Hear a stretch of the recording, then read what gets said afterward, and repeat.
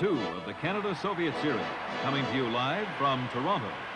Brought to you by Toronto Dominion Bank, the bank where people make the difference. By Gulf Oil Canada Limited, its dealers, agents, and distributors across Canada.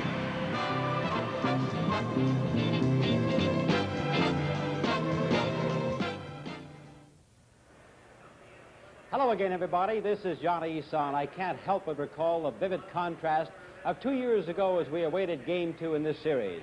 This time, the whole country is buzzing with the excitement of our opening game because it proved a lot of things.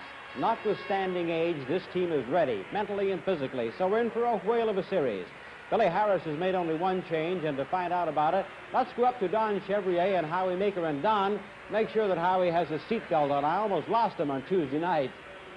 I might lose him tonight, too, if it's the same kind of game, Johnny. That change, of course, involves Mark Tardif being not dressed tonight and the insertion of young Mark Howe in the lineup. Now, what about the Russians? What changes can we expect from them?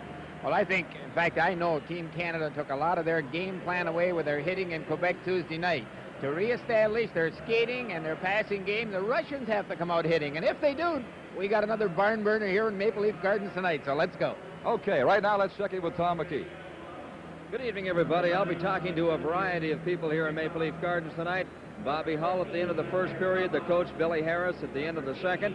We'll also be talking to some of the fans in the stands around us here as well, and of course the most valuable players at the end of the game. Now here again is Johnny Eson. 2 years ago, the second game was one of the best games ever played, and we could very well be in for another one like it tonight. This is Game 2 of the Canada-Soviet Series from Toronto. Hello, I'm Johnny Cash. KTEL presents the fabulous Johnny Cash today, 24 of his greatest hits. I fell into a burning ring of fire. The very beautiful. If I were a carpenter and you were a lady. And of course, understand you, old man, I'm tired of your bad mouth. Get Johnny Cash today, 24 of his greatest hits, plus a free 8x10 photo, $4.99 from KTEL. Tape or cassette, $6.99.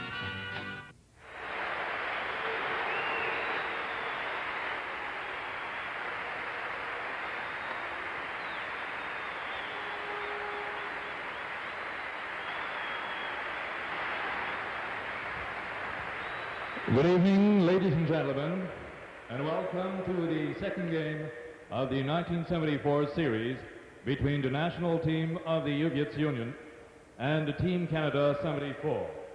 Bonsoir, mesdames, messieurs, et bienvenue à cette deuxième rencontre de la série 1974 entre l'équipe nationale de l'Union soviétique et équipe Canada 74.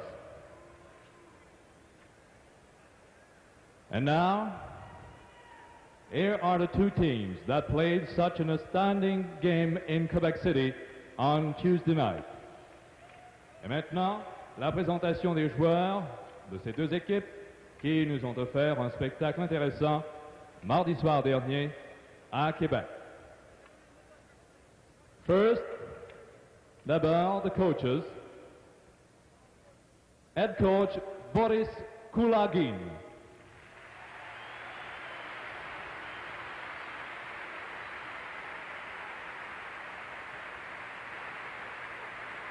Ses adjoints, his assistants, Konstantin Loktev and Vladimir Yolsinov.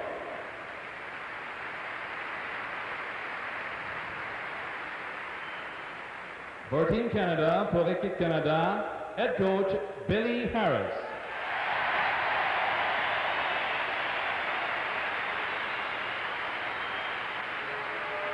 Le gérant, the manager, Bill Hunter.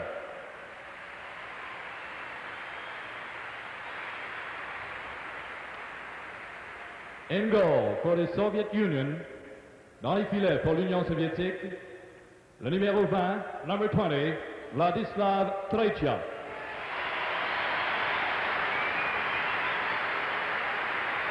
Le numéro 1, number 1, Alexander Sidelnikov. Their counterparts from Team Canada. La contrepartie pour Équipe Canada. Number 30, le numéro 30, Jerry Cheever.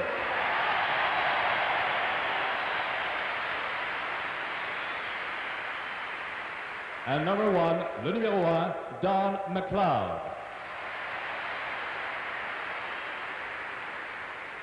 En défense, for the Soviet side, à la défensive pour l'URSS, le numéro 2, number 2, Alexander Gusev.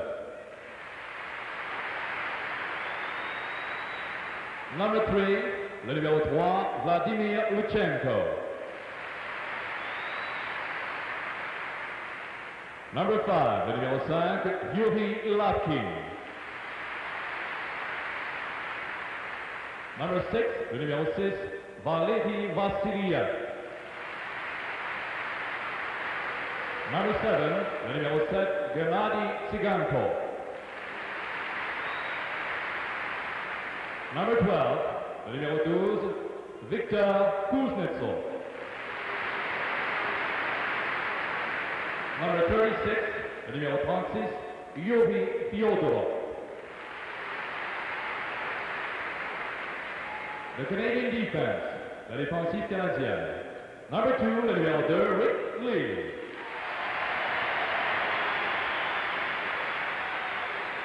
Number 3, le numéro 3, Jean-Claude Tremblay.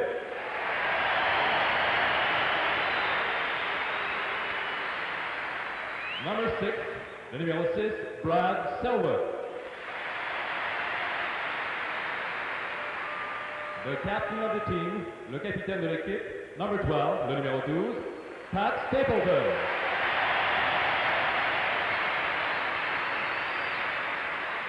Number 17, le numéro 17, Rick Smith.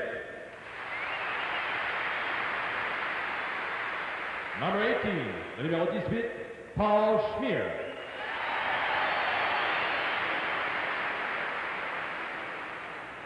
The Soviet forwards, les avants soviétiques. Number 13, le numéro 13, Boris Mikhailov, the captain. Number 11, le numéro 11, Yuri Lebedev. Number 10, le numéro 10, Alexander Maltsev. Number 24, le numéro 24, Alexander Bodunov. Number 16, le numéro 16, Vladimir Petrov. Number 22, le numéro 22, Vyacheslav Anisin. Number 8, le numéro 8, Sergei Kapustin.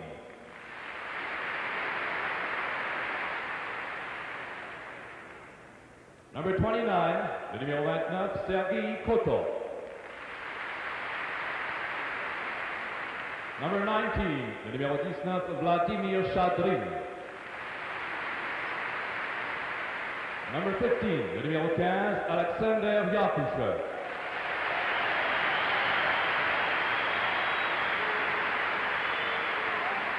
Number 17, le numéro 17, Valery Aramov.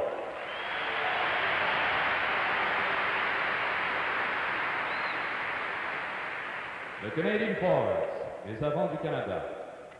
Number 4, le numéro 4, Mike Walton.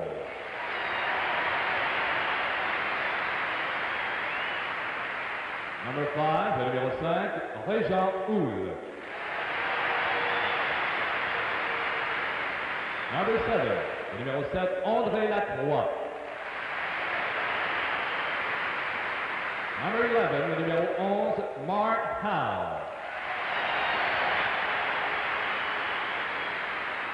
Number 14, le numéro 14, Ralph Backstrom. Number 19, le numéro 19, Paul Anderson.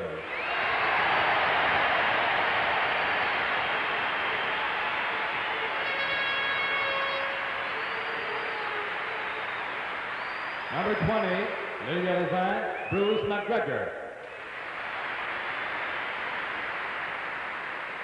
Number 21, le numéro 21, Serge Bernier. Number 23, le numéro 23, Johnny McKenzie.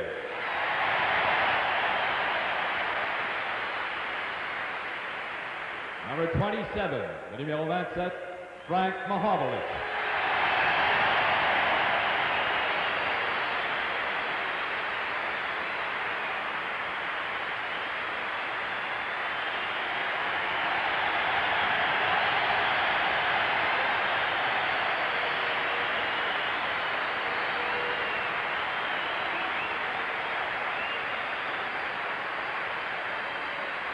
Number 16, le numéro 16, Bobby Hull.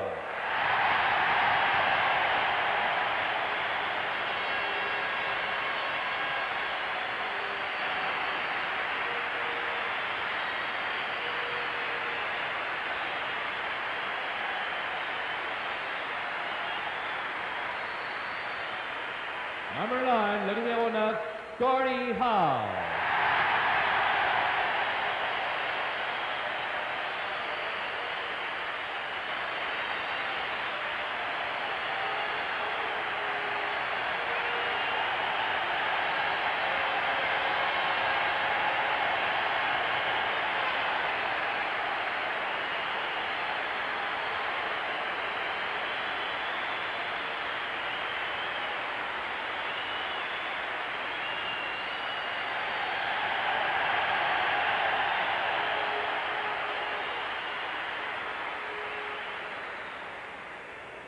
Ladies and gentlemen, would you please stand for the playing of the national anthem of the Soviet Union and remain standing for the playing of O Canada. Mesdames, Messieurs, voulez-vous vous lever pour l'interprétation de l'hymne national de l'URSS, suivra immédiatement l'hymne national au Canada.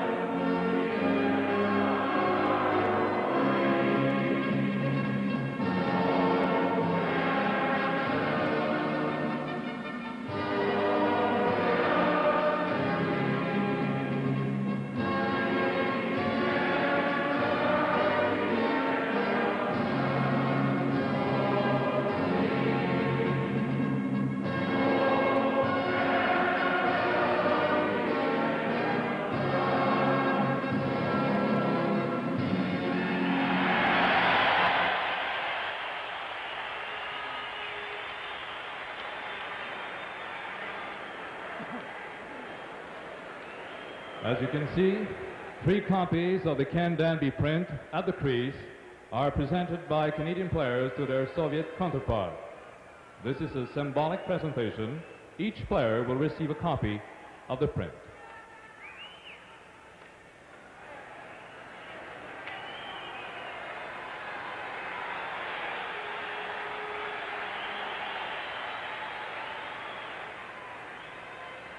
This is Game 2 of the Canada-Soviet Series from Toronto. Good evening. So, Pow, what fiendish contraption have you devised to pit me against this time? The pendulum. The principal weapon in a game of deadly accuracy I call pendulum pull. Play. Butt out. I win. Pay off, Poe. Seize him. Master, look. I no longer cook it. How can I ever thank you? Forget it. Pendulum Pool by Aurora. Believe me, when we light the Olympic torch on this site in 1976, everyone will share in Canada's pride. You and I can help participate in Canada's first Olympic Games and make them a great success by buying these beautiful sterling silver Olympic coins. 7 sets of 4 coins each are being issued. Series 2 is available now. Order your coins today. The minting is limited. Olympic coins are available at banks, financial institutions, and authorized coin distributors.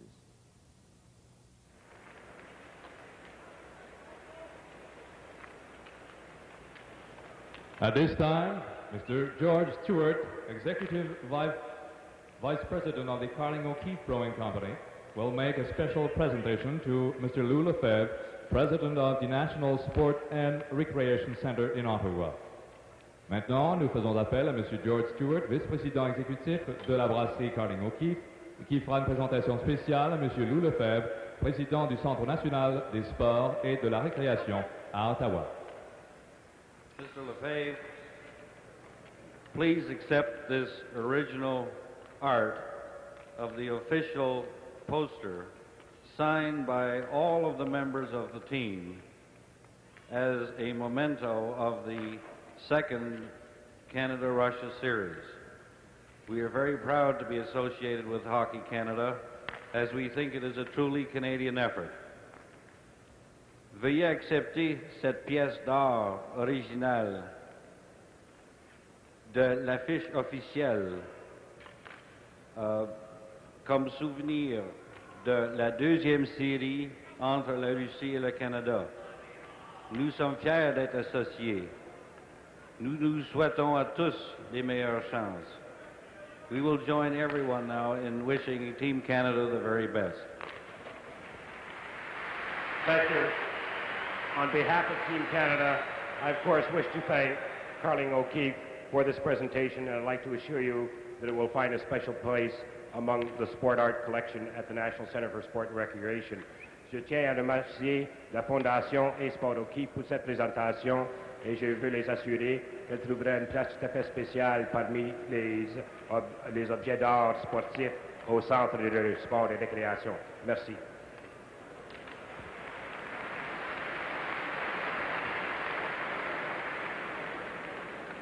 Ladies and gentlemen, the present series involves 3 partners: the Canadian Amateur Hockey Association, the World Hockey Association, and Hockey Canada. Mr. Lou Lefebvre, as chairman of the International Committee of Hockey Canada, will officiate at the face-off together with Mr. Valery Sich, Chief Winter Sports Committee in USSR. Joining them are the Honorable Mitchell Sharp, President of the Privé Council in Ottawa, and Mr. Georgy Rogulski, Vice Chairman of the USSR Sports Committee, and also Mr. John Bassett Jr. of the Toronto Tours. Mesdames, Messieurs, cette présente série met en présence l'Association canadienne de hockey amateur, l'Association mondiale de hockey et Hockey Canada. M. Lou Lefebvre, en tant que président du Comité international de Hockey Canada, par la mise au jeu en compagnie de M. Valery Sich, responsable des sports d'hiver en URSS. Avec eux, nous reconnaissons M. Mitchell Sharp, président du Conseil privé du Canada, M. Georgy Rogulski, qui est vice-président du Comité des sports en URSS, ainsi que M. John Bassett Jr., président des Taureaux de Toronto de l'AMH.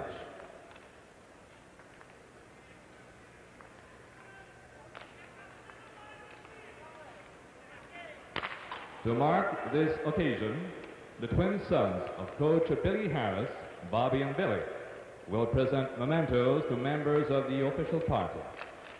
Les fils jumeaux de l'entraîneur Billy Harris, Bob et Billy, remettront des souvenirs de cette série à ses dignitaires.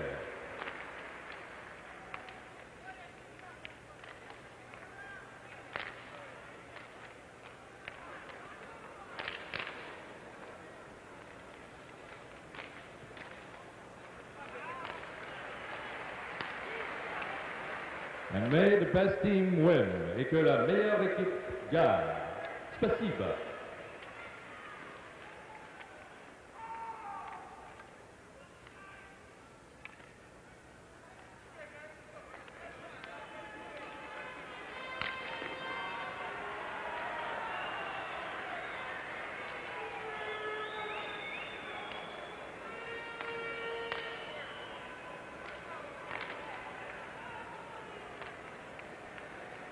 Well, these are the commemorative pucks that the official party will receive as their memory of this night here in Toronto, Game 2 of the 1974 series, presented by Bobby and Billy Harris, the twin sons of Team Canada coach Bill Harris.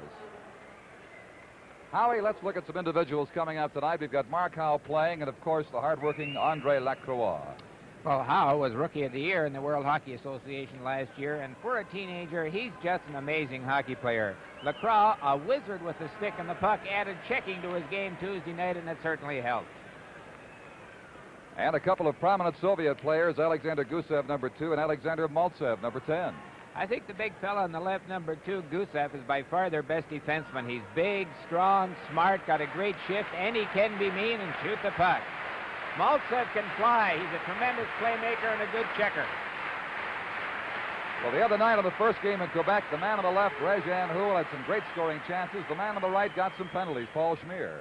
Well, Houle, his check in Hermanov Tuesday, I think is the talk of the hockey world, and he had, as you said, 2 great scoring chances, and he skates very well. Schmier plays the point in the power play, tough in front of the net, moves the puck well. All right, the referee tonight is Tom Brown of Canada, the linesman, Valentin Nikolsov of Russia, and Doug Robb of Canada. The Canadian team is going to start with Serge Bernier coming out to center ice. Toole on the right side, Mahavlich on the left. For the Soviet Union, it is Petrov at center on the faceoff, winning it. And Mahavlich plays it ahead on the center ice zone. Number 6 is Vasiliev. Across the ice it goes to Gusev. Harlamov, the dangerous Valery Harlamov, number 17, drops it into the middle, and it goes out of play in the first 15 seconds here of Game 2 at Maple Leaf Gardens in Toronto.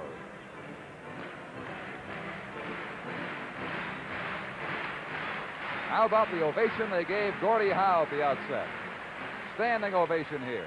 Tremblay 3 and Stapleton 12 are the Team Canada defensemen. This is Pat Stapleton now in the corner, being tied up by Mikhailov. Along the boards, works it free to Frank Mahavlich. Canada trying to work that puck out.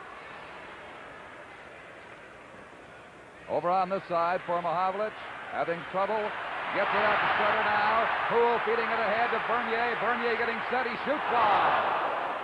Tremblay controlling it on the point, but the Russians bring it right back out to center ice. J.C. Tremblay gives it to center Serge Bernier, number 21, in behind Jerry Cheevers in goal. Stapleton. Mahavlich at center ice. Right side for Rezhan Houle. Cutting in front. Bernier shoots and puts that hangs on.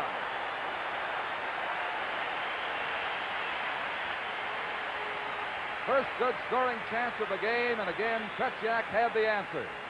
I think you have to watch this great pass here that Mahavlich made, and then here, watch the Russian defense. When we get this replay for you, they just turned and let Bernier go right through the middle. Look at here. Bernier's home free and skated right between the Russian defense. From the faceoff, Sagankov plays it around beside his goal to the far boards to Alexander Yakashev. Yakashev getting it across the line, a late pass. The Soviets fail to keep it in. On the left side, here comes Mike Walton across the Soviet line. Walton shooting, blocked by Tretiak. Bruce McGregor, a centering pass. Rick Smith has it now. Behind the goal for Mike Walton. Walton put it out in front at number 15. Yakashev was there to break it up for the Soviet Union. Now on the right side, this is Maltsev. Maltsev works the corner against Schmier. Far side it goes. Yakashev away from McGregor. Passing it back, plays whistle down. Is going to be the first penalty of the hockey game. I think what really you should be looking for here, Tarasov in his book said that the Russians pass with deceit, which means they don't look where they're passing. And already I've seen 2 passes. One just made here, this pass right here made out of the corner by their great left winger Yakashev was a blind pass, and Hermanov right off the top of the game made a blind pass. If the Russians continue to make that type of pass, we should get quite a few breaks from it. The Team Canada penalty, the first of this game, is going to go to Rick Smith. And the announcement is being made now. Rick Smith. Back on the point, 2 minutes this is for Lee Apkin. elbowing. It's an elbowing penalty. Sagankov slap shot. That is blocked. Team Canada now shorthanded. Bobby Hull with Lacroix and Stapleton out to kill the penalty. Bobby Hull rags that puck and shoots it down the ice into the Russian zone. This is Yuri Lyapkin, number 5.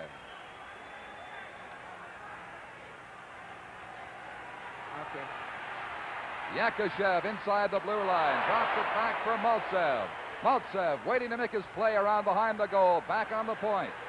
Lyapkin's shot blocked by Jerry Cheevers. J.C. Tremblay comes up with it. Clears to the line. Held in by Sagankov. Loose puck bouncing around there.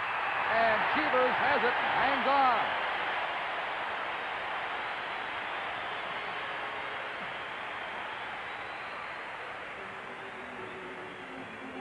Let's watch this great play by Cheevers. He really juggles it. That puck is hot. If he hadn't come up with it, look at the big left winger right there. Hey, look at the action in front of that net. Oh, we got something going. You're not going to stand in front of that net too long tonight. Yakushev waiting there to pounce on it, but Cheevers held on. And now Canada with 1:12 left in Rick Smith's penalty. Bruce McGregor on the faceoff right to Cheevers, and he'll hold once more. That Soviet power play is devastating. May take them a full minute and 59 seconds to make it productive, but they quite often do. Team Canada digging in now. Back on the right side, Vasiliev's shot on the point was handled off to the corner. Gusev plays it down, broken up by Paul Henderson and shot down the ice for Team Canada. 55 seconds remaining in Smith's penalty now. This is Gusev. Right side pass for Petrov in the center ice area for the Soviet Union. With Harlamov across the line, takes his own pass. Back to Harlamov. Gusev getting set. Drifts it in front, wide. Tremblay. Tremblay leaving it for Henderson. Now for Pat Stapleton, golfing it around the boards. The Soviets cannot hang on. It's beyond Vasiliev and back across center ice. 25 seconds left now in Rick Smith's penalty. Down goes number 60, no call. Petrov. 17 is Harlamov on the right side. Hits the Canadian line. Offside was number 16, Petrov. Great action here. Great tension here for Game 2 in Maple Leaf Gardens in Toronto. Team Canada will change now with 17 seconds to go on the Rick Smith penalty. Gordie Howe is coming out. Mark Howe will be on the left side. Back Mark Howe will take the face-off. The defense pair remains. Stapleton 12 and Tremblay 3. For the Soviets, number 22, Anison lost the draw. Mark Howe playing it inside the Soviet blue line. Now about 10 seconds left in Smith's penalty. Left side, the Soviets start out at center ice. Anison inside the Team Canada line. Stapleton over on the left boards. Held in by Luchenko. His shot. That was blocked in front by J.C. Tremblay. Smith is out. The teams are back at full strength once again. With about 4 minutes gone here in period 1 of Game 2, there is no score. Bodenoff, number 24, body there by Ralph Backstrom. Stapleton with Gordie Howe inside the line, broken up by number 3, Luchenko. Now this is Anison, number 22 for the Soviets. Anison with Lebedev. In front of the goal, a shot just wide. The backhander by Lebedev going just wide of that goal post. Mark Howe. Pat Stapleton. Up to Mark Howe. Cross to Ralph Backstrom ahead to number 9, Gordie Howe. Backstrom cruising in front of Mark Howe. He scores! Backstrom!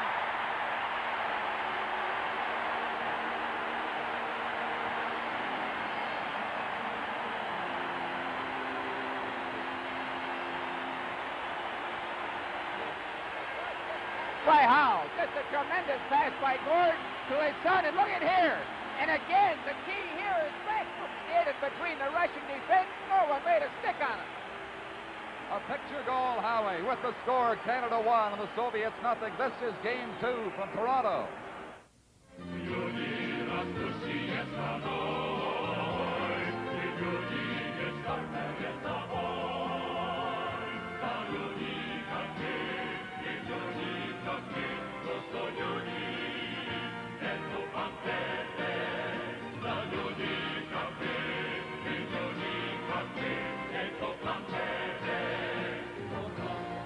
Это банк, где люди составляют разницу.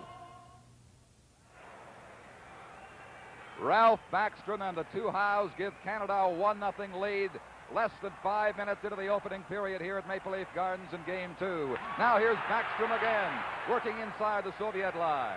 Number 5, Lyapkin, digs it free and gets it out to center ice. This is Shadrin, 19, turned around, shot handled by Cheevers. Bumping in the corner for it.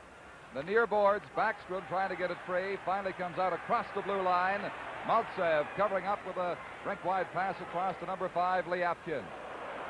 Right side pass missed for the Soviets. Played cagily by Markow, then he lost the puck. Back to Brad Selwood. Rejan Houle, number 5.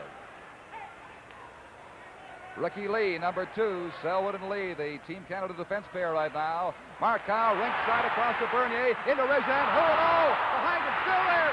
Rebound, and it's stopped by Tretiak. The puck was just an inch behind him, and now they're roughing it up in front of the Soviet goal.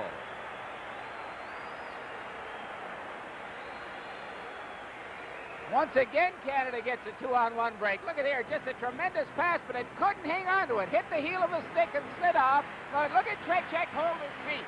Tretiak had tremendous discipline here to stay on his feet, and again in front of that net, the elbows and sticks are flying. Here's the pass off the heel of the stick. Just too bad. He couldn't keep it up in the center of the stick, and maybe we'd have had a real good play on that Tretiak. As it was, he made a good save. Look at that check. Soviets break out now. Number 16, Petrov to Harlamov. It is offside of the Team Canada blue line. Yes, Howie, very nearly a 2-0 hockey game. They've played about 5.5 minutes, and Team Canada has the one goal scored by Backstrom from the two Howes. 4:31 was the time. Bernier wins the faceoff, as Canada has done rather consistently throughout this series. Vasiliev. Bernier picks it up, gave the puck away to Harlamov. Look out, he's shot wide. Right side, chance for Petrov. Across the left boards for Gusev. Keeps it in.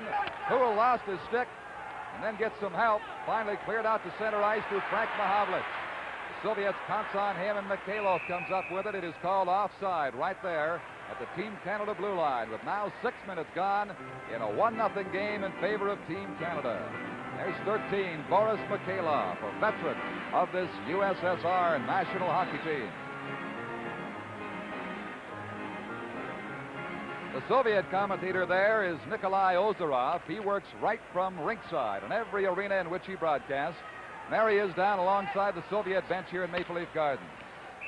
Bobby Hull, after the face-off, a little entanglement there, and they whistle it down again, offside. What a game Bobby Hull put in Quebec City on Tuesday.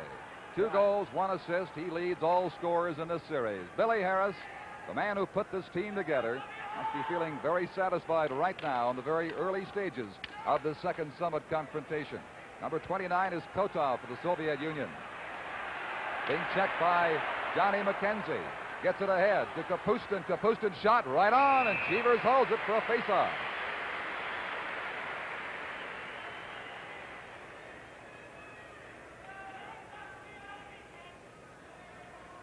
Bobby Hull losing the stick here. Bobby Hull was on the fly, but watch this fella shoot the puck with a wrist shot. Right at Cheevers, but Cheevers closed the hole between his legs as he went down and come up with it. Kuznetsov, another drive directly on Cheevers. And he's taking no chances, Howie. He will not give that puck away. He'll hang on every time. As the Soviets are buzzing around the net. There is the coach of the USSR, Boris Kuligin. Konstantin Loktev and Vladimir Yurzanov are his 2 assistant coaches. Now, from the faceoff, up the boards, Bobby Hull works it across the Team Canada blue line. Kotov comes up with it, a pass to Maltsev. Left side relay for Kapustin. Now Bobby Hull with it.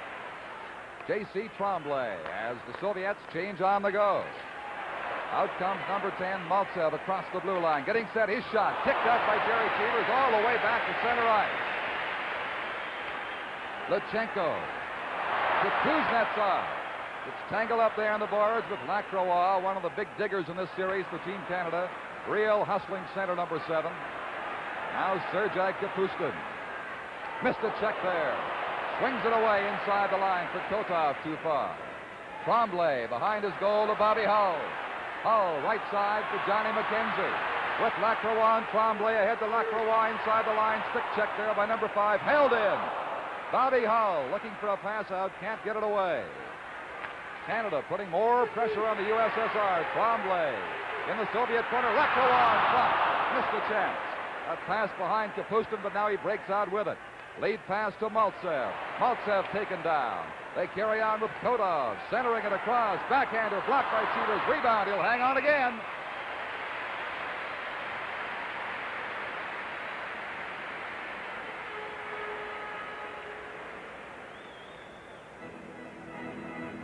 Here it comes again on a good pass, but this one here is into the Russians' feet. Now, I think what you should be looking for is look at the number of times that the Russians are making bad passes behind the pass receiver and also into the pass receiver's feet. Something has to be doing that, and I think the Canadian body, has a little. Number 11, Lebedev gets it in front. A chance for Shadron. Finally picked up by Paul Henderson, who got it across, but not out of his own zone. The Soviets keep it in.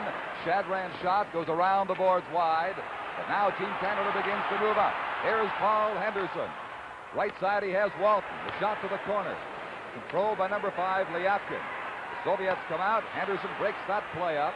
Gives it back to Ricky Lee. Across to Brad Selwood. Down the boards for Bruce McGregor. He lets it go to Walton inside. Walton was turned around by Sagenkov. They're going to jam the puck there and finally freeze it. With about 8.5 minutes gone in period 1, and Team Canada on top, 1-0.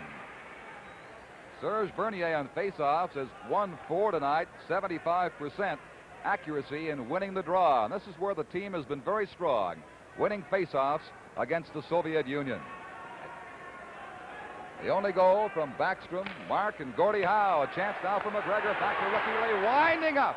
And the catch made by Tretiak in the Soviet goal. Just watch Canada win the draw here. And the pass is made back to the point. Now look at the screen. And also anything tipped in comes right through between the players. But Walton's right there looking for the rebound. It didn't come. And he gets the face-off across to Bruce McGregor, but it's broken up by Valery Harlamov, being back-checked ferociously by Paul Henderson. They turn back now at center ice with Petrov in control. Petrov, a long shot. That is blocked at the blue line. Back to the Soviet zone it goes, and the stick of Valery Vasiliev, number 6. Vasiliev across. Petrov is turned around, but carries on, being checked now by Selwood. They pile up, and they'll freeze it.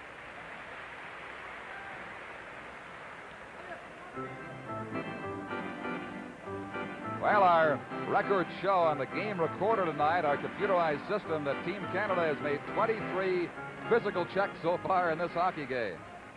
The time of that first goal was 4:31, and that's the only goal so far. Here's a shot from the point, handled easily by Jerry Cheevers. Paul Schmier gets it up to Ralph Backstrom. Harlamov breaks it up. Rick Smith going after it with Harlamov. Ahead to Houle. Houle battling for it down the boards. Gets it inside the blue line. And finally against Gusev, they stop the play.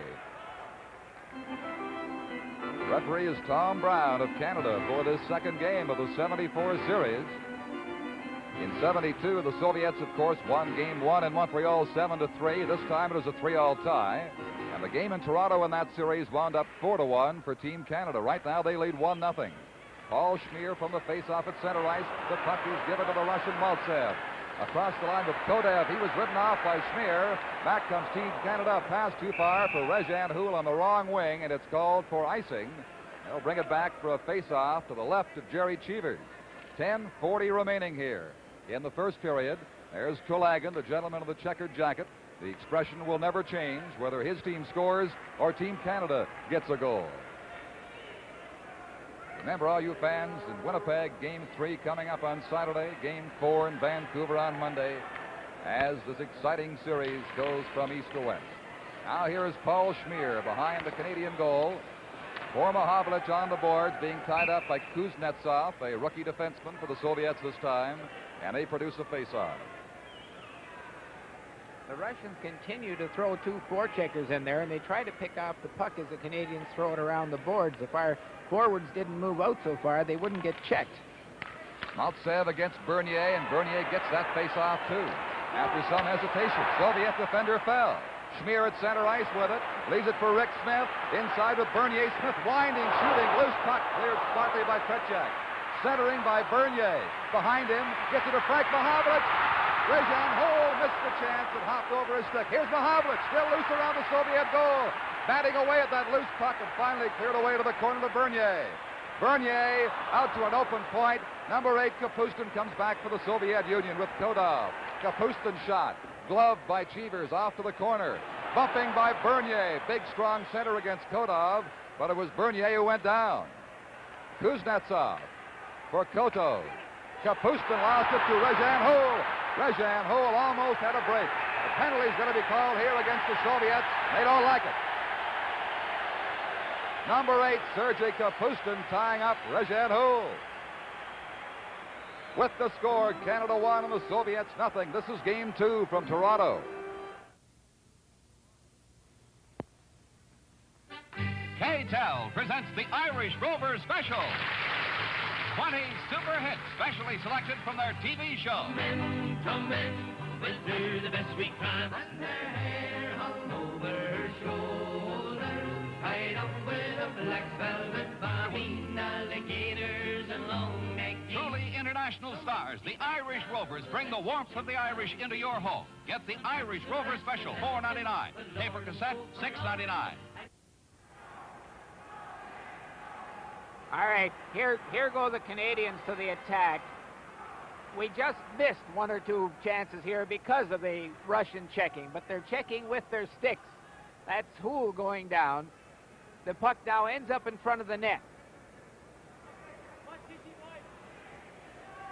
The Russian defensemen are standing there and not taking out the Canadians in front of the net. We'll bring you that highlight in just a moment. Well, the Team Canada has a power play on now. Kapustin's penalty for interference. He's in the box, and Bobby Hull is out there with Johnny McKenzie, Andre Lacroix, Marcoux, and J.C. Tremblay, and they move it up the ice now. Here is Tremblay in the center ice area. Left side feed for Hull.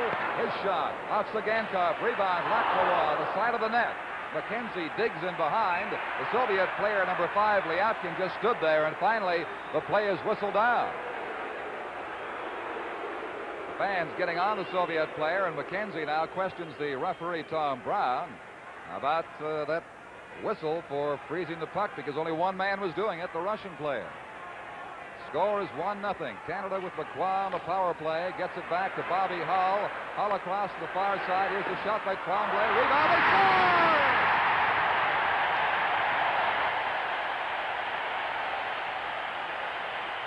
And Lacroix digs the puck out as a souvenir and gives it to Marcoux.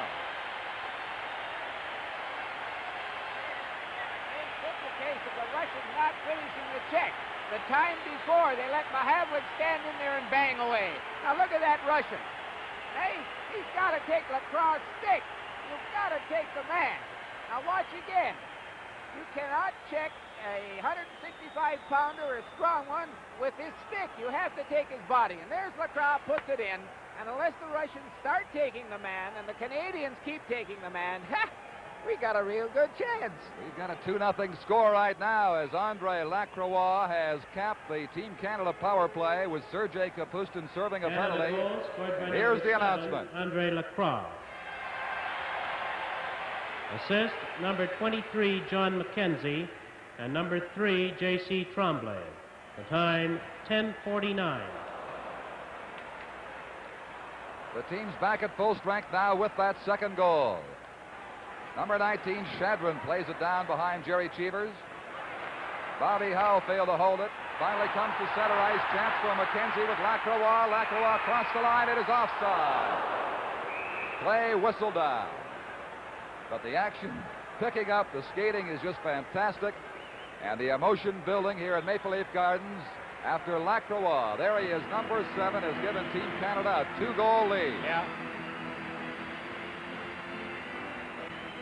He was the leading scorer in the World Hockey Association back in its first season. Around the National Hockey League with the Chicago Blackhawks. Was second in scoring behind Mike Walton last year, and now has his first goal, a big goal in this series. Alexander Gusev losing it there to Henderson with McGregor, and Walton shot. Rebound too far for Bruce McGregor. Great scoring chance there, blocked by Tretiak. Mikhailov across the line, being watched by Paul Schmier. Schmier and Smith in the corner against number 16, Petrov. They'll tie it up there. Again, some sticks go a little high and tempers flare here in the first period of game 2. Billy Harris has told his team, and they understand and appreciate that they've got to control their temper. Fighting, of course, means automatic disqualification from the game, and there's been nothing even resembling the beginning of a fight so far in this series. For the Soviets, Petrov will be on the draw against number 4, Mike Walton, and Walton wins that one to Rick Smith. In behind the goal, Paul Schmier. Getting it around to Smith. Then over to McGregor, too far for him. It is held in by Gusev, and Gusev had his shot blocked. And back they come. McGregor at center ice with Mike Walton. Walton across the line, across the ball. Henderson, and a spot by Tretiak. Howie, every time Team Canada swings across that blue line, they're gunning. My heart's in my mouth. Watch this great pass by Walton to Henderson. It's jumping, and Henderson controls the pass. And look at here. Great backhand try, and oh, gee, I thought that was going in from the angle that we're sitting at. But Tretiak got it on his chest, dropped it into his glove. Well, Henderson has nothing to prove to anybody, of course, who saw the 72 series getting 7 goals, including the series winner. He's back this time and just as eager to play as he was in 1972. Number 29 is Sergei Kotov. Out to the center ice area for Kapustin. Being shadowed by Frank Mahovlich. Left side for Kotov across the line. Kapustin in front. Deflected away from him to Frank Mahovlich. Right side for Rajan Houl. He was stick-checked by Luchenko, and back come the Soviets. Kotov alone. Long, lazy shot. Handled easily by Jerry Cheevers. Now on the stick of Pat Stapleton. Off Mahovlich's stick. Back to Pat Stapleton. Now at center ice for Bernier. Big Serge Bernier feeds it over on the right side. The relay by Houl down behind the Soviet goal to Kuznetsov. He gets a bump from Bernier. Houl coming up with it. Mahovlich shooting wide of the goal. Bernier in the corner against Maltsev, and Maltsev wins it. There's going to be a penalty.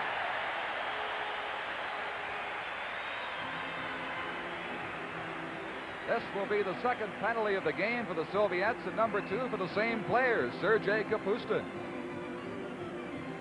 You know, the other evening, I figured that there were 2 Canadians didn't really check properly, and Bernier was one of them. This evening, I'm sure he's throwing more good checks than any other Canadian, and he forced the Russians into getting that penalty and making the bad play. The Russian had the puck behind the net. He knew he was going to get hit, and he threw the puck right to a Canadian. And as a result of getting hit, he went out and took a stupid penalty. It's a bodily contact game. Yahoo!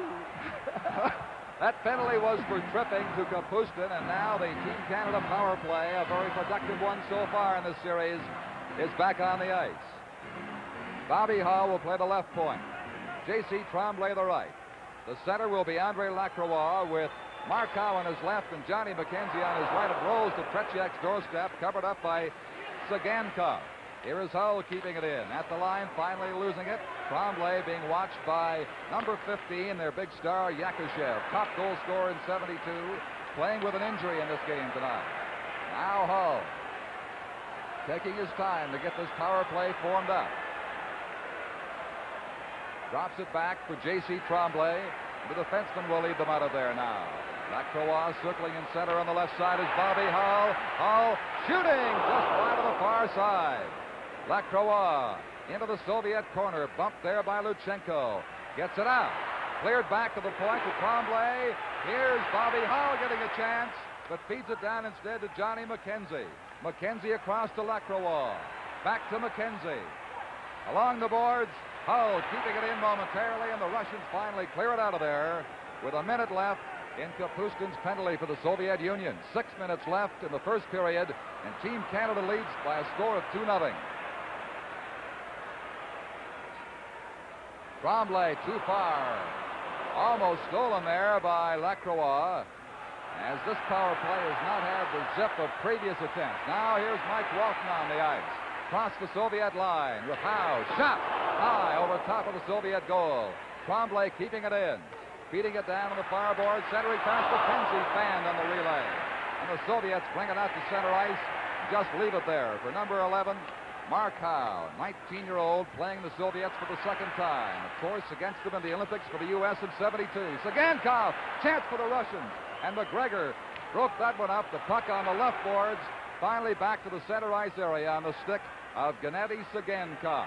Just 7 seconds remaining now in the Soviet penalty. Sagankov killing time with it.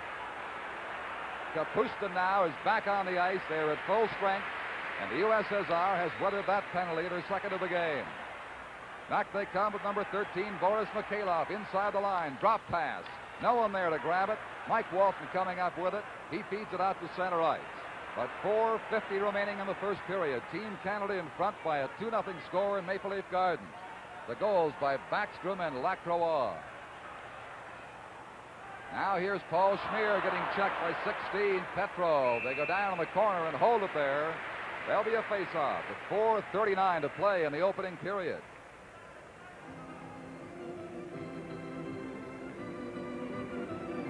This international hockey, Don, must do something to players. It has to get their adrenaline flowing, as it does mine and the fans. But Henderson, I've never seen him check so well, and he's getting so many good scoring chances because of his checking.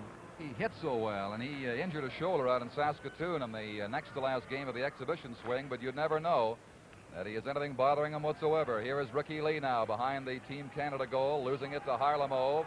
Now gets a second chance, covers up. Harlamov won't have any of it, so play goes right on. From the point, this is Gusev winding up. Harlamov against Mahavlich in the corner, and Mahavlich takes it away from him. Team Canada out to blue line and back inside for an offside off the skate of Vasiliev.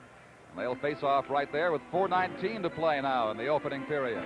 Billy Harris, again, like Kulagin, his Soviet counterpart. Expression never really changes on Harris's face. Very low-keyed, intense young man who's done a tremendous job of assembling this team to play the Soviets in 1974. And there's Mr. Kulagin.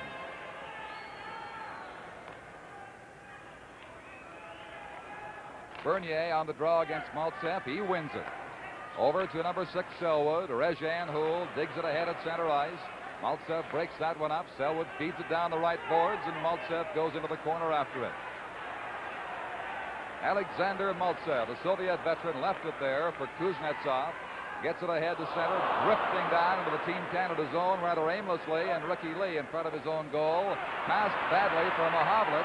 Maltsev went down. There's going to be a penalty there, which will even the penalties up at 2 apiece in this game now. It will be for tripping. And it was Frank Mahavlich that referee Tom Brown has fingered off to the Maple Leaf Gardens penalty box. 3:52 remaining in the first period. Now the Soviet power play goes into action. Time 16:08. 16:08. Mahavlich for tripping. Okay. Maltsev on the face-off. Stapleton jams it ahead to center ice. Kuznetsov across on the left side to Kapustin. Kapustin waiting, passing for Kotov, blocked, and it's shot down the ice. Mark Kyle, those young 19-year-old legs go digging into the corner against number 3, Lutsenko, and he'll tie it up for a face-off.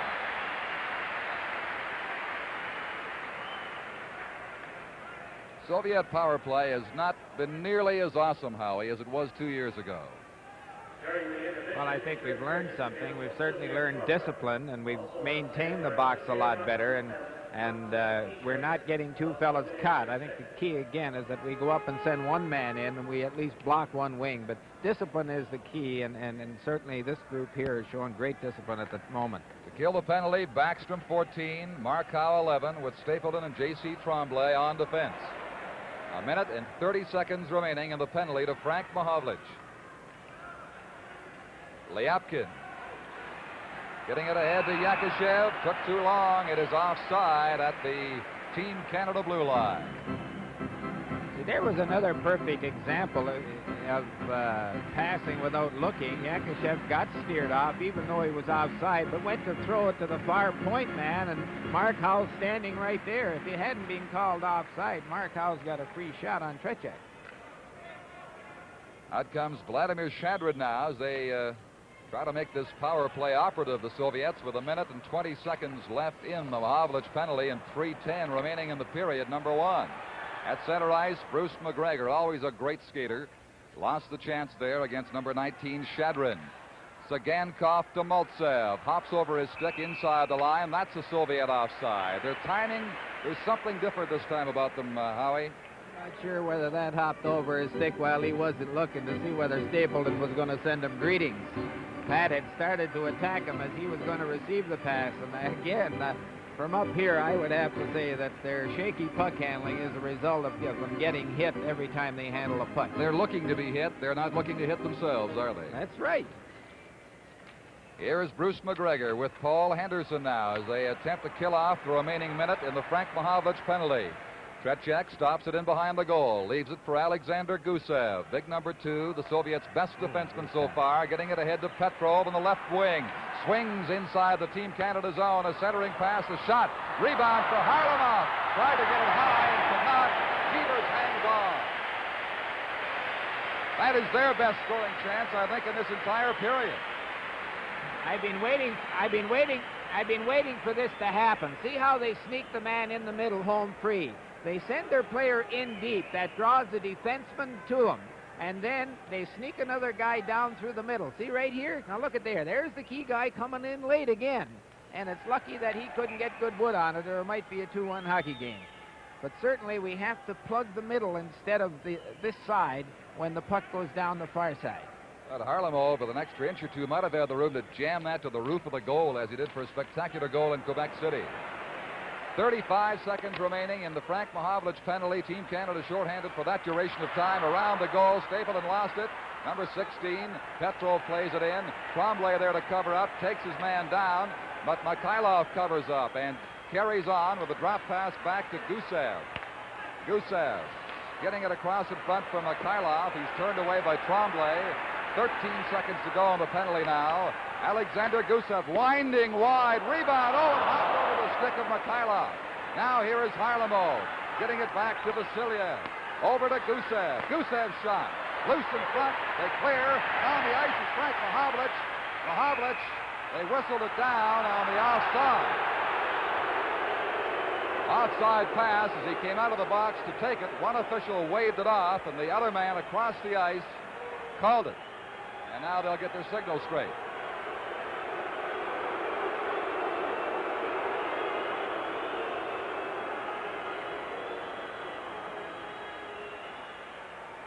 Ironically, in 1967, a disputed pass at center from inside the Soviet blue line set up the winning goal against the national team of Canada in the World Championship. The Soviets won that 2-1, and people who saw the game still aren't sure if the Soviet player was onside or offside, and he got the pass. Now here's Johnny McKenzie coming out. Cross to Andre Lacroix. He lost it. Kuznetsov gives it up to Lacroix with Bobby Hull and McKenzie. Ahead to Hull, blocked by Kotov.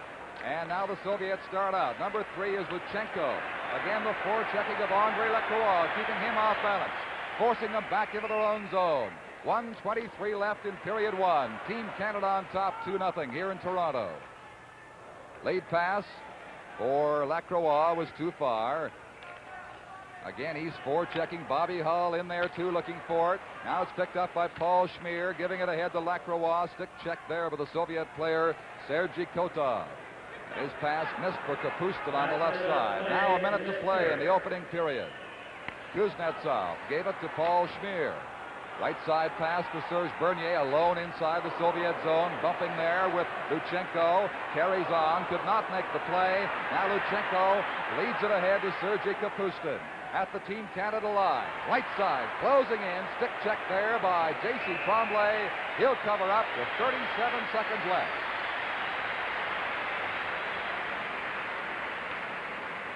Well, our game recorder shows that Team Canada has thrown 63 body checks in this first period, and it is paying off for them. That's quite an improvement, you know. It was just 54 in Quebec City.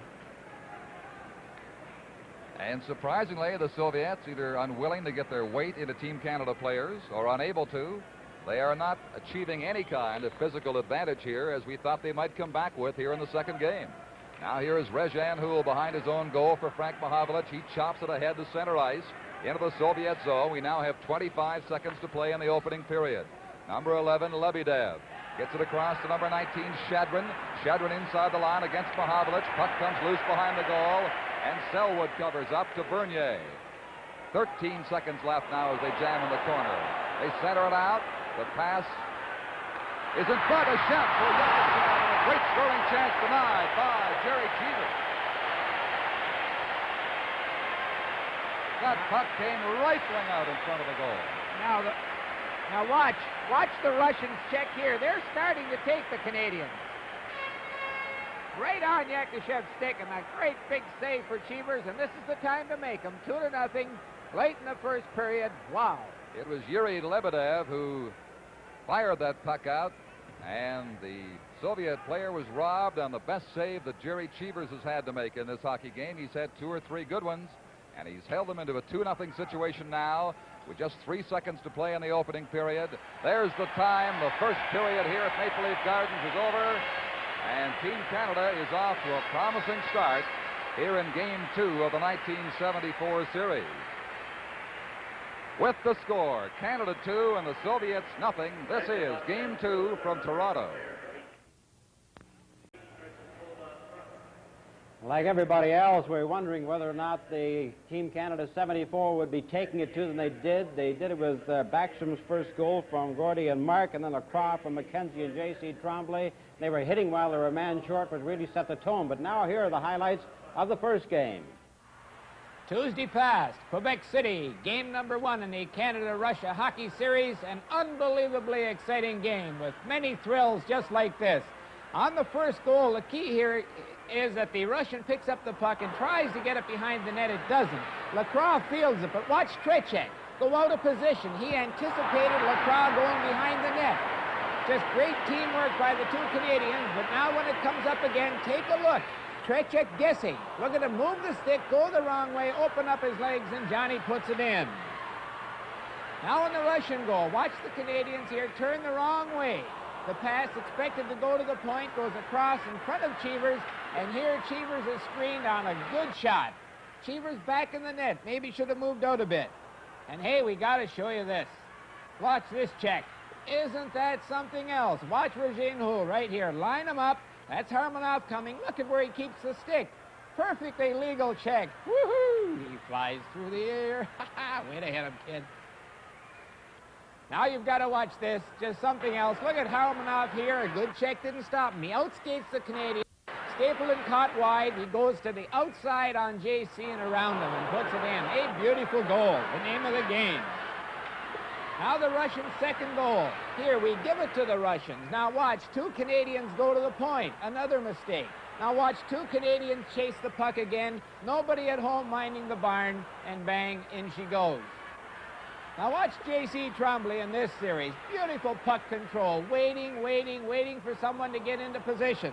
Now watch the pass by Tardif right on Hull's stick, and that Trechek. Oh, isn't he something else? Watch, to prove that it wasn't all luck, he does it again on Henderson. Look at Regine there. Just can't believe it. Now watch Henderson. Lose the puck, it goes into the corner, and watch him hit McGregor, who's home free. And look at all the Russians going into the corner. They, too, make mistakes. Another great save. On this Bobby Hull goal that's coming up here, the Russians have the puck. Look at, they go against the flow and give it to us. The Russian there doesn't complete the check. Watch the speed in which he gets it away. Oh, some goal, some shot, some game.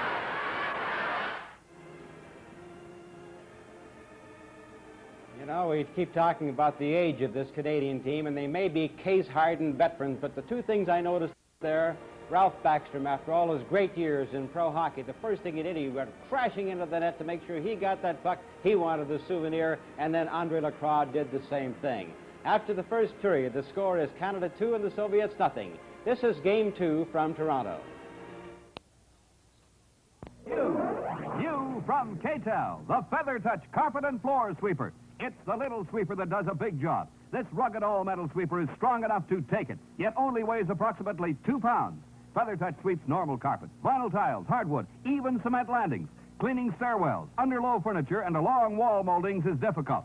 Feather Touch does it easily. No more moving or lifting heavy furniture. And just look at this result. The Feather Touch sweeper is ideal for all homes, apartments, trailers, wherever storage is a problem. And it's so easy to empty. Also included, this exclusive cleaning comb. Use it regularly to keep the pure bristles of your K-Tel sweeper always working like new. K-Tel's new Feather Touch sweeper is unconditionally guaranteed. At $14.95 from K-Tel, it's the little sweeper that does a big job. Available at Eaton's, Woodward, Simpson's Housewares, and Bay Notions, and at Wilco Woolworths, Met Stores, Link Hardware Co-op, and Zeller Stores.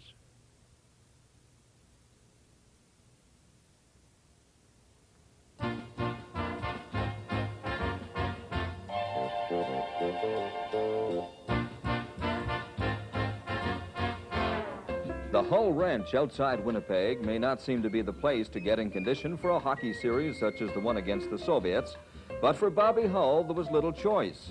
Out on the farm, getting ready for winter is a conditioning job in itself. And Bobby Hull kept those huge biceps in tone, throwing heavy bales around, chasing cattle, building and repairing fences, and being on his feet from morning till night. He also started skating exercises after work here was done. This summer has also been one of mental strain for the Golden Jet. His farmhouse burned down, and that necessitated everyday travel to and from the city. Like all farmers, Hull had difficulties with obtaining and keeping hired help.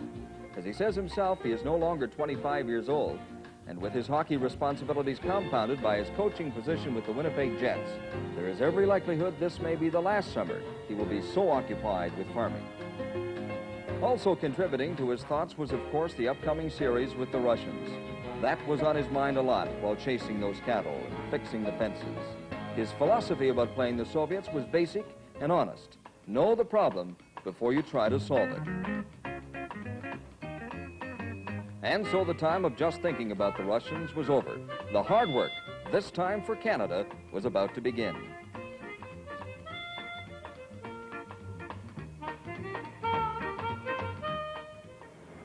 Bobby Hull, you indicated to us when we were shooting that film on your farm that you were so busy there that you weren't getting into shape just the way you might have wanted to. You'd never know it. Well, I think, Tom, that being out in the fresh air, as I spend most of my summers, and the people saw just a little bit of what we do, it was the weather got a little bit bad towards the end of August and first part of September, and couldn't do as much logging the bales around as we could, but you get in good shape out there. You're not sitting around in a house and getting a fat cat. You're out in the fresh air and you're exercising. I would like to have done just a little bit more running and skating, but I worked out 10 days with our Swedish hockey players back home, and they're a great group of guys and great hockey players, and the World Hockey Association's in for a terrific year when they see these guys play. Listen, I'll tell you, a lot of people didn't think you were going to do as well. I don't mean you personally, but they thought the legs were going to give out in the third period. They thought you might have even been a little bit tired today. Not so. No, I think we've got a group of guys, Tom, that they're a little bit unique in the hockey world. We have guys like Gordie Howe, who, in my mind, I don't know how any of these people that felt we do poorly could ever feel that Gordie Howe could play poorly. We've got other guys like Frank Mahavlich, who is just a fantastic athlete and plays like gangbusters all the time. Paul Henderson's been through it before, Patty Stapleton, and Jerry Cheevers, J.C. Tremblay. You know, you go down the line, and I don't know where these guys got off thinking that we weren't going to have a good team. These are just a fantastic group of athletes, and what has really thrilled me is that they're a together team. We'll go out and we'll go through the end of the rink together, and if we lose it, we'll be losing it together, but I'm afraid we're going to win it together. You're playing a very physical brand of hockey, but there's a danger of too many penalties, bad penalties, stupid penalties. Yes, it's the only thing you can't do against this Soviet team. All you need to do is really, you don't have to run them through the boards. All you have to do is step in front of them, because they're so mechanical. They move the puck, and then they skate past the guy to get it back, and the guy just throws it back blindly. If you take the guy that passes the puck, just run into him, interfere with him so he can't get to a certain point, they'll throw the puck there blindly, and it'll go on our stick. But you can't take foolish penalties against them, as the people have seen. A lot of people are surprised you're doing so well. Are you? No, I'm not a bit surprised. I was really uptight that first game and felt that here's a fantastic group of athletes, and we're going to have our work cut out for us, and we do. But I think we've got a great group in that other room there, too. Good. Thank you very much, Bobby Hull. Now let's check on some of the highlights. We go upstairs to Don Chevrier and Howie Meeker. Thank you, Tom. Well, Howie, that was a great period for Team Canada. Not perhaps the bristling, exciting period we saw in Quebec City, but an effective one nonetheless for this team. Well, I think it was exciting but maybe there was that tension in Quebec City. Here, we kind of know what Team Canada can do, and we're looking for the Russians to counteract it. And I'm just amazed they're playing panty-waist hockey. Heck, most of them could have eggs in their back pocket and they wouldn't have broken any. And there's no way you can play a Canadian professional hockey player by stick checking, no matter how strong you are in the arms. And we're taking the man, and they're not. And as long as that happens, it's going to be no contest. Would you agree that of the 4 periods played so far, Team Canada has won 3 decisively, and the other was a draw? I'm talking about the middle period in Quebec. It's a pretty good judgment, pretty good assessment, yes. All right. Let's get your view now on some of the exciting plays in this game tonight. Of course, we have the 2 goals on the board, a 2-0 lead. One check that really the Russian did throw. There have been about 3 like that, and this is what you have to do, get on the puck carrier. Now look at, Canadian team starts deep in their own end on this goal, and the key, look at, see, if he'd have taken Whitey never makes the pass to Howe. Now watch Backstrom go through the middle. Nobody touches him, lays a stick on him. Look at here, and they quit on him again. Mark Howe. Mark Howe just lays it right on his stick like the great professional hockey player he is. And this has not only happened once, it's happened 3 times. Now here's another series of action around in front of the net. Now watch the Russians fish for the puck. You cannot fish for the puck against our fellas, as I think everyone who watched our Stanley Cup playoffs last year knows. Take the man, someone else will get the puck. That was Lacroix's goal, the last one, and I think if anybody deserves one on this team, it's Andre Lacroix for his play so far. I think, fans, as you're watching, watch the fellas who are finishing the check, because you earn your goals by the checking you do. And Lacroix has checked extremely well. Backstrom started this whole thing off. Here it is again. Here's the power play. Good shot by JC, and just a great save. And he bumbles it, jumbles it. Look at here, fishing for the puck, number 7. And Lacroix's right on the doorstep. Maybe this Tretiak, too, is not the goalie we all thought. Although he made 3 or 4 saves, there's no way in the world that should bounce off and fall down in front of Lacroix. He's under tremendous pressure in this game and in this series, Howie. And after the first period, the score is Canada 2 and the Soviets nothing. This is Game 2 from Toronto. Canada is an oil-rich country. And because Canada is rich in oil, it is also rich in the things that oil helps provide. Things that help give us the virtually unsurpassed standard of living we enjoy. Oil doesn't just run cars and heat homes. Oil goes into cosmetics that make you look better, and medicine that makes you feel better. Oil goes into adhesives, the bristles on brushes, candles, dyes, films, plastics, inks, and insecticides. It's in perfume and rainwear, shaving cream, toothbrushes, vitamins, and wood preservatives. A lot of oil is used in a lot of things, but at current production rates, Canada's available oil reserves will run out unless new reserves are found and developed. And that's why Gulf Canada is spending over $110 million this year in exploration and development of new sources. Because life wouldn't be nearly as pleasant without synthetic fibers, brake fluids, plastic bags, dry cleaning solvents. Our next guest is the Postmaster General Bryce Mackesy, who's been a sports fan all his life. He's been a hockey fan for 30 years, and he's now has the task of overseeing the sale of the Olympic coins, the miraculous method that's going to help Canada stage the Olympics without any cost, and it really is a miraculous story, Mr. Postmaster. Well, it might cost somebody cost. It won't cost the federal government any cost. That was made clearly understood in the beginning. But our contribution as the federal government has been the minting of these Olympic coins. And we'll meet our objective.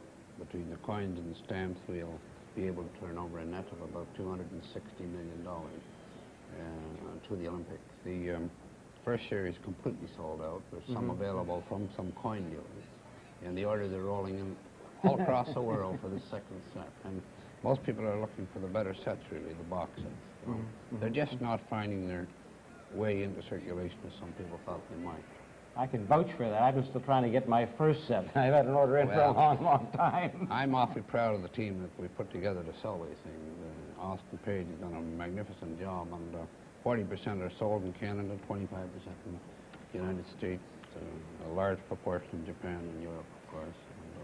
I understand that there's something like 12,000 outlets in the United States. Now, that must be one of the most exhaustive or major marketing projects ever undertaken by Canada in the United States. It's been a tremendous success, really, with American Express handling this type of distribution for us there. The thing is that we've got to be fair to the people who buy them, and we don't intend to go beyond our target. The law prescribes just how many we can mint. Well, how many do you keep at home, though? 40% of the coins will remain in Canada. That'll be sold to Canadians. Okay, folks, you better start buying in a hurry. Now, what about this? What about this hockey game? Well, of course, this has got to be a superb hockey team. I'm not, I'm not really the greatest admirer of the Russian system, frankly, and I listen to Howie with great admiration. But one thing this team has got is a great goalkeeper. I'm talking about Canadian Cheevers. He's just been superb. You've got a happy blend of experience and young legs. And what's pleased me, of course, is Johnny McKenzie. In 30 years, I've watched all the great stars. They've all had failure. One of them is Johnny McKenzie, and I got his autograph tonight. And the other one's been Dickie Moore. When he played with Canadians, I always thought that Dickie Moore was a great player. He was a brainy player, Wasn't Johnny McKenzie the favorite player of the late Prime Minister Pearson? Yes, he could always marveled every time Johnny ended up in the corner, and he said, he owns that corner. When I go to a game with him, and Johnny McKenzie does own the corner, and before this series is over, he'll get his share of goals. I thought he was the unsung hero of the first game. Well, I particularly liked that first period for a couple of reasons. First of all, because of Ralph Backstrom, as I mentioned earlier. He looked to me like he was going to be the star of this series because he looked like he was going to be the best two-way hockey player we had.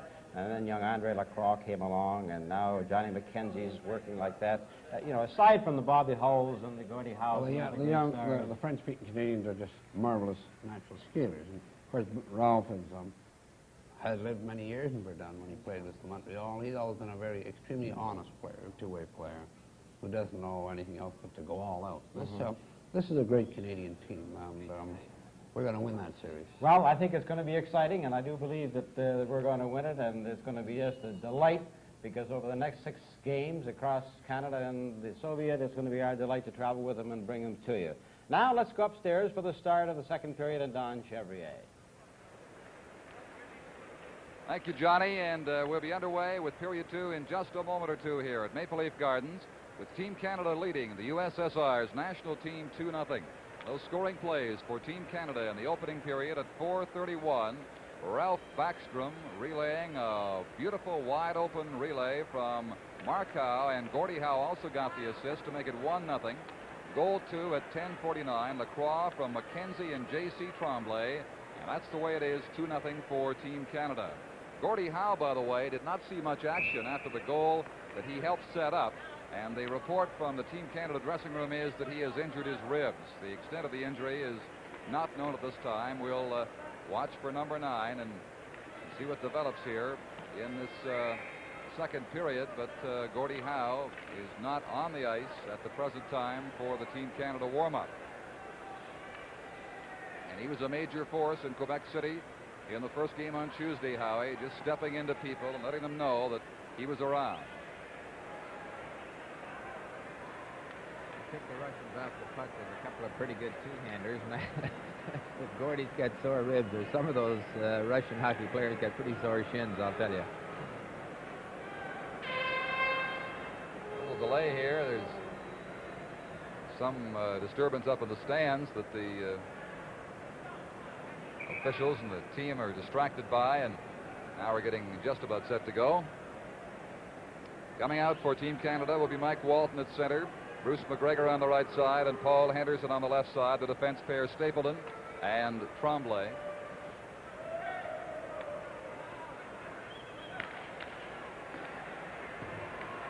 Apparently somebody was taken ill in the stands there, and that accounted for the delay in getting this period underway. Center man for the Soviets is Petrov. He's anxious to go. Wins that face-off against Mike Walton. First one Walton was lost clearly in tonight's game. Walton now has it across the line. The pass to Stapleton, breaking it along. He shoots.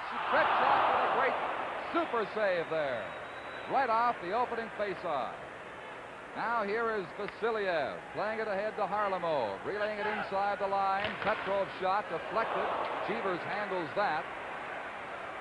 Harlemo, with Henderson chasing him, finally gets it out to center ice. Canadians relay it down, and there'll be a face-off in the Canadian zone again next to Jerry Cheevers. Pat Whitey Stapleton, a major force in the early games of this series. A guy who wasn't sure he wanted a second chance at playing the Russians way back in the heat of summer, but like many others, I'm sure now he's glad he did.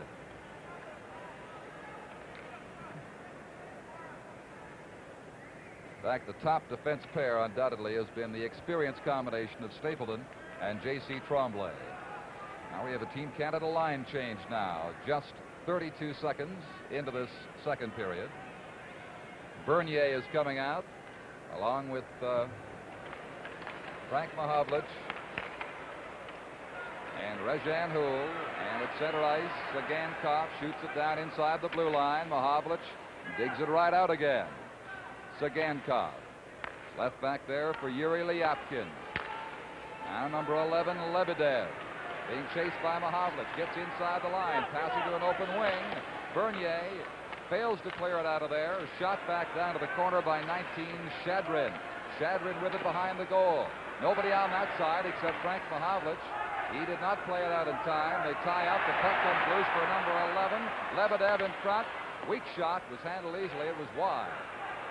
Puck came high and hit the Soviet player Lebedev. He's going to the bench for repairs. Hit him in the face, I believe. Number 21 now, Bernier. Paul Schmier. Ed for Houle. Taking over is Bernier. He lost it. And on the right side, it is Kotov. Passing it across to number 15, Yakushev. Soviets still being held off balance. Their picture plays unable to get formed up here by a forechecking Team Canada 1974. Now this is Lacroix going down the left boards against Kotov. Round behind the goal to Yakushev. Yakushev, far side pass, relayed back to number 29, Kotov. Selwood gets there first and gives the puck to his defense partner, Ricky Lee. Lee shoots it down the ice. That produces an icing call against Team Canada with a little over 2 minutes gone here in the second period. And the score unchanged from the first, Team Canada 2 and the Soviets nothing. And there is Lebedev, the injured Soviet player who had that puck deflect up and catch him just beside the eye, it appears. Much better under the circumstances to have Lay ice that puck than try to make that pass through the middle and get us into trouble. Here's Maltsev shooting. Chambers lost it. It's loose. Whistle is gone. Forcing a face-off. Good scoring chance there for the veteran Alexander Maltsev, denied by Jerry Cheevers.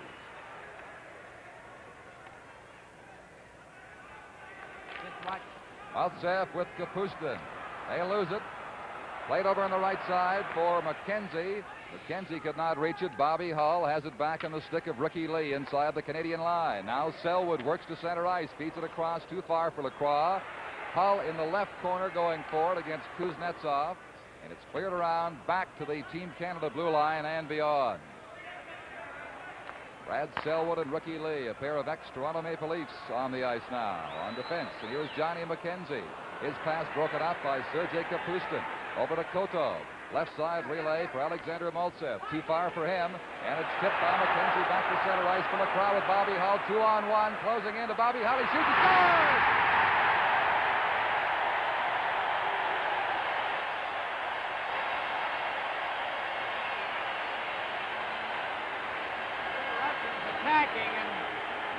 Russians attacking, and look at them all caught. McKenzie tips it out here. Now watch Lacroix fake the pass. Now he brings the Russian to him, puts it in the air, and Bobby Hull has sense enough to get it up high. That's the spot if you're going to be Trichet. Now watch this great pass. Look at him fake. Take it over to his left. Look at the pass in the air, right on the ice. Great play. That's the way to finish him. Bobby Hull's third goal of the 74 series, and Team Canada leads by a 3-0 score. Lacroix just as happy as Hull with the rest of this team.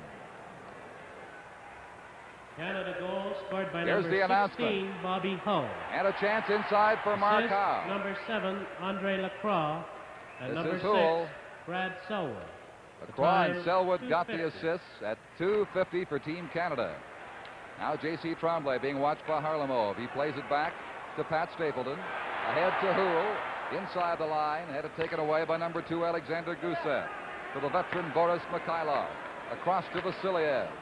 Right side, Harlamov kicks it down the board. Slowed up there by Mark Howe.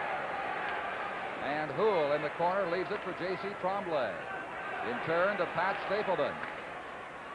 And finally out to center ice. Petrov Just walked away from Mark Howe, left the puck for Pat Stapleton. He got mixed up with Hull. It goes inside the line. Now Team Canada will change with the puck in behind the Soviet goal. Team Canada 3, the Soviets nothing. Early in the second period at Maple Leaf Gardens. Here's Valery Harlamov inside the line. Being watched by Trombley. Centers it. Off Paul Schmier to Petrov. Right in front of the goal. Loose there. Soviets hang on to it. Here's Gusev's shot to the far corner. Harlamov taken off the puck by McGregor. In behind the goal. Team Canada under pressure now at this stage in the second period. Shadron gets tied up. Schmier goes in there. Schmier against Shadron. Now Walton jams, and they'll finally get a face-off to relieve some pressure. Played about 4.5 minutes in the second period with Team Canada leading 3-0. You've just got to see what's going on. Look at this young Howe right here. Take the Russian. This is the only way to play any hockey game. Right after this, he come back and took Petrov. Maybe a little bit of holding, but the referee was at a bad position. But you have to take the body. Now watch what happens to the Russian players in front of the Canadian net. Selwood made a fantastic play a few moments ago to set up that Hull goal by taking the Russian in front of the net. Well, Mark had a great teacher. Yakushev. Yakushev now in the Team Canada corner against two of them. Rick Smith wins it. Gets it out to center ice. A lead pass for Mike Walton against Sagankov. Racing down the boards. He was cut down by Sagankov. Crowd hollering for a penalty, and play goes on. They just bumped together, and Walton lost his balance. Yakushev to center ice for the USSR. Inside the line. Relay on the left side. The shot blocked by Jerry Cheevers. Finally on the stick of Paul Schmier. Up to Paul Henderson, who's bumped by Sagankov. And number 19, Vladimir Shadron, plays it in behind where Jerry Cheevers gets it up to Paul Schmier and down the ice.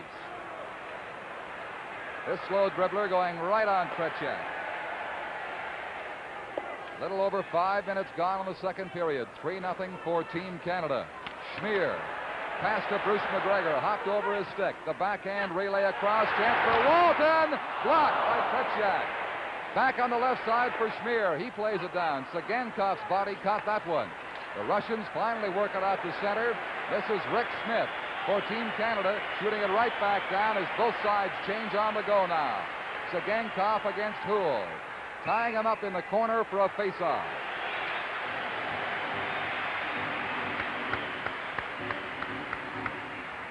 Pretty good hockey, eh, Howie? Oh, it sure is. These fellas are playing.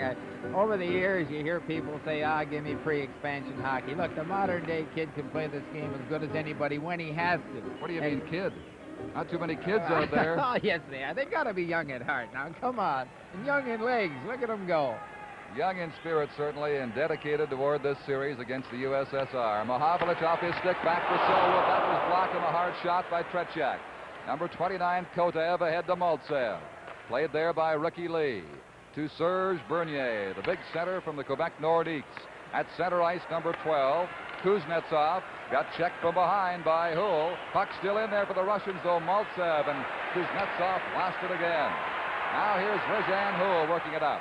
Pass not quite far enough for Bernier. It would have been offside had he taken the puck. Now here is Maltsev across the line. And his weak shot deflected by Selwood off to the corner. Brad Selwood, number 6, with it now. To the line. Held in by Kuznetsov. Pass to an open corner while Kotov was open. Kotov digs it out. Rezhan Hull wins it. And Hull comes back with Bernier. Sergei Kotov. Rink-wide pass intercepted by Brad Selwood. For Bernier, down to the Soviet corner on the right side. Swings it around in front. Nobody there except number 16, Petrov. Petrov sends Kapustin away. Cheevers away out of his goal. Wins the race and clears it out. Luchenko overskates and almost lost it there. Mikhailov was bumped by Bobby Hull. The Soviets repeatedly being disorganized at center ice before their plays form up. Now here is a call at the Team Canada line. The puck was batted down by a high stick, and they'll face off just inside the blue line. I think maybe the players like myself are starting to get a little cocky. They're maybe taking a little too much time on the ice, and time again now, we're not going after the man with the puck with the body. We're starting to stick check, and we're going to get into trouble unless we stay short shots and take the man. Shot from the face-off, right on, handled by Cheevers to J.C. Tremblay. Veteran Tremblay out to center ice. Now Gusev to Valerie Harlamov, one of the superstars of '72. Harlamov swings across the Team Canada line, being watched by Stapleton, centers it out, and Tremblay played it away to the corner. Picked up by 16, Petrov, getting set, the relay for Mikhailov. Mikhailov centering it, and now Cheevers pounces on it. There'll be no further play. As McKenzie greets Mikhailov with a hostile gesture in behind the goal. Watch the finishing of the check here. Canada goal, scored by number 16, Bobby Hull. Assist number 7, Andre Lacroix. Throws it in front, and not a chance. There's nothing but Canadian sweaters there. And they, too, when they do control the puck, often give it to a red sweater instead of a white. And really, there's no excuse for it at all. They're giving McKenzie an assist on the third goal scored by Bobby Hull, and there'll be another face-off now. Cheevers taking no chances with the Soviets buzzing around his goal crease. By the way, you have the two creases there, the WHA crease and the international hockey crease. And there's Gordie Howe. He's back in street clothes now, and obviously all through for tonight with rib injuries. Tough break for a guy who wanted to play so badly in this series. We're not sure how long he'll be out. Here is McKenzie in the corner against Gusev. Gusev winning it, working it up the boards. Now McKenzie getting it again. Being bumped by Gusev. Relays it across, intercepted by Mikhailov to Gusev. Now Boris Mikhailov at the Team Canada line. Across to Petrov, to Harlamov. Ridden off nicely by Bobby Hull. Tremblay to Lacroix. Left side, back for Tremblay, too far. Hull picks it up. Pass for Lacroix, could not get it to him. And here is Valerie Harlamov at the Team Canada line. Fakes the shot. Puck still loose there. Bobby Hull comes up with it. Hull, center ice pass for Lacroix off his stick. And Gusev has it for the USSR. With 8.5 minutes gone in the second period, and Team Canada leading 3-0. Harlamov. Lebedev. Lebedev got turned around by himself and gave the puck to Mike Walton. Walton, one-on-one over the Soviet line. In the clears. Taken down. Is going to be a penalty as Mike Walton was home free. It's a delayed penalty. Play is going right on. Team Canada has pulled the goalie out. Now finally he realizes the official and calls the play. The official let that play go right on. I think he was confused as which way the penalty was going, and when he saw Team Canada pull the goalie, he remembered the penalty had gone to the Soviets. You know, over the years... We'll get back in just a moment, Howie, with the score of Canada 3 and the Soviets nothing. This is game 2 from Toronto. Somebody, help somebody, c'est pas un rêve, je me suis trompé, le train s'en vient, il arrive, et aussi moi.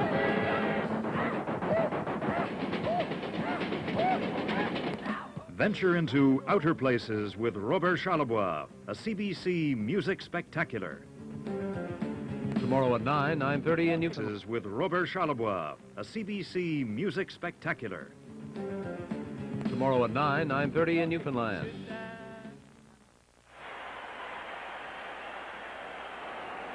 There's a great try here by Walton. Look at this. Yes, it certainly is a penalty shot. He had him beat and was bringing the puck around to get a good play on Trechuk. Now watch here. This Walton just using his explosive speed. And look, go around that Russian, and the Russian had the edge. Oh, no doubt about it. That's a good call by the official. Vasiliev took him down, and this is a first for Canada-Russia hockey, a penalty shot. And Mike Walton is going to take the penalty shot here 9 minutes into the second period. It was Walton who, as you saw, had the clear break on goal. And now he's just catching his breath and getting ready to take this shot. Now, why the official indicated a delayed penalty allowing Team Canada to pull their goalie and allow the Russians to cross the Canadian line before finally calling it, we don't know. But it is a penalty shot. Well, I hope somewhere along the line we have that last shift played by Bobby Hull. I've seen the gentleman play a lot of just great hockey, but he made 4 checks. He had 2 tries on the goal, and all his effort was coming back. All right, let's watch Walton take this penalty shot. This is sort of a dream come true. You and I were talking prior to the start of the game. The touch at center ice. Walton moves up to it now, and let's watch. Walton alone on Tretiak. Blocked by Tretiak. He went for the slap shot.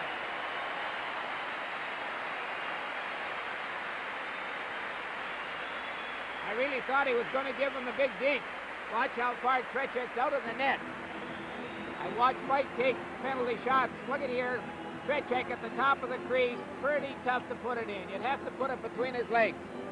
But all during the practices that I've watched since joining the tour, Walton's walked in the goalkeeper, give the fake, taken the puck to his backhand and tucked it upstairs. If he'd have tried it there, it might have worked. So Tretiak beats Walton. The score remains 3-0. Face-off to the right of the Soviet goal. Serge Bernier on the ice with Hul, Mahavlich, Schmier, and Rick Smith. Shadrin on the face-off for the USSR. He's got Yakushev out there with him and Lebedev. Shadrin comes away with it now to Yakushev. Right side relay for Shadrin, number 19. Back for Yakushev.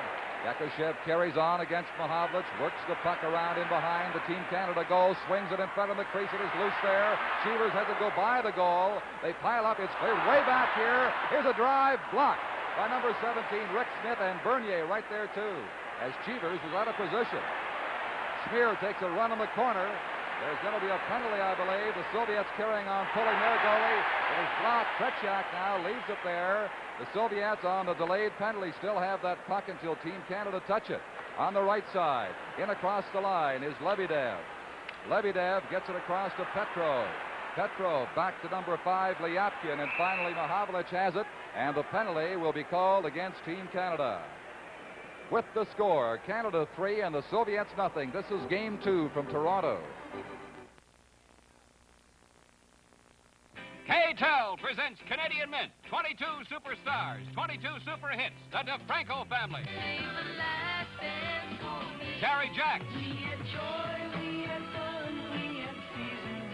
5-man electrical band. Now, Mama, don't you go talking silly. Wednesday. Bachman Turner Overdrive. Great Canadian stars. This 2 minutes for slashing. Frank Mahavlich gets the penalty for slashing for Team Canada at 9:44 of the second period. So the Russian power play becomes operative again. It was not Schmier with a slamming check in the corner, but Mahavlich for something out in front of the goal. Backstrom out on the penalty-killing team with Markow, Tremblay, and Stapleton. Valerie Harlamov coming up across the line, trying to split that defense, could not do so, and Tremblay plays it out. Race for the puck in there. Markow's offside. Backstrom has to wait.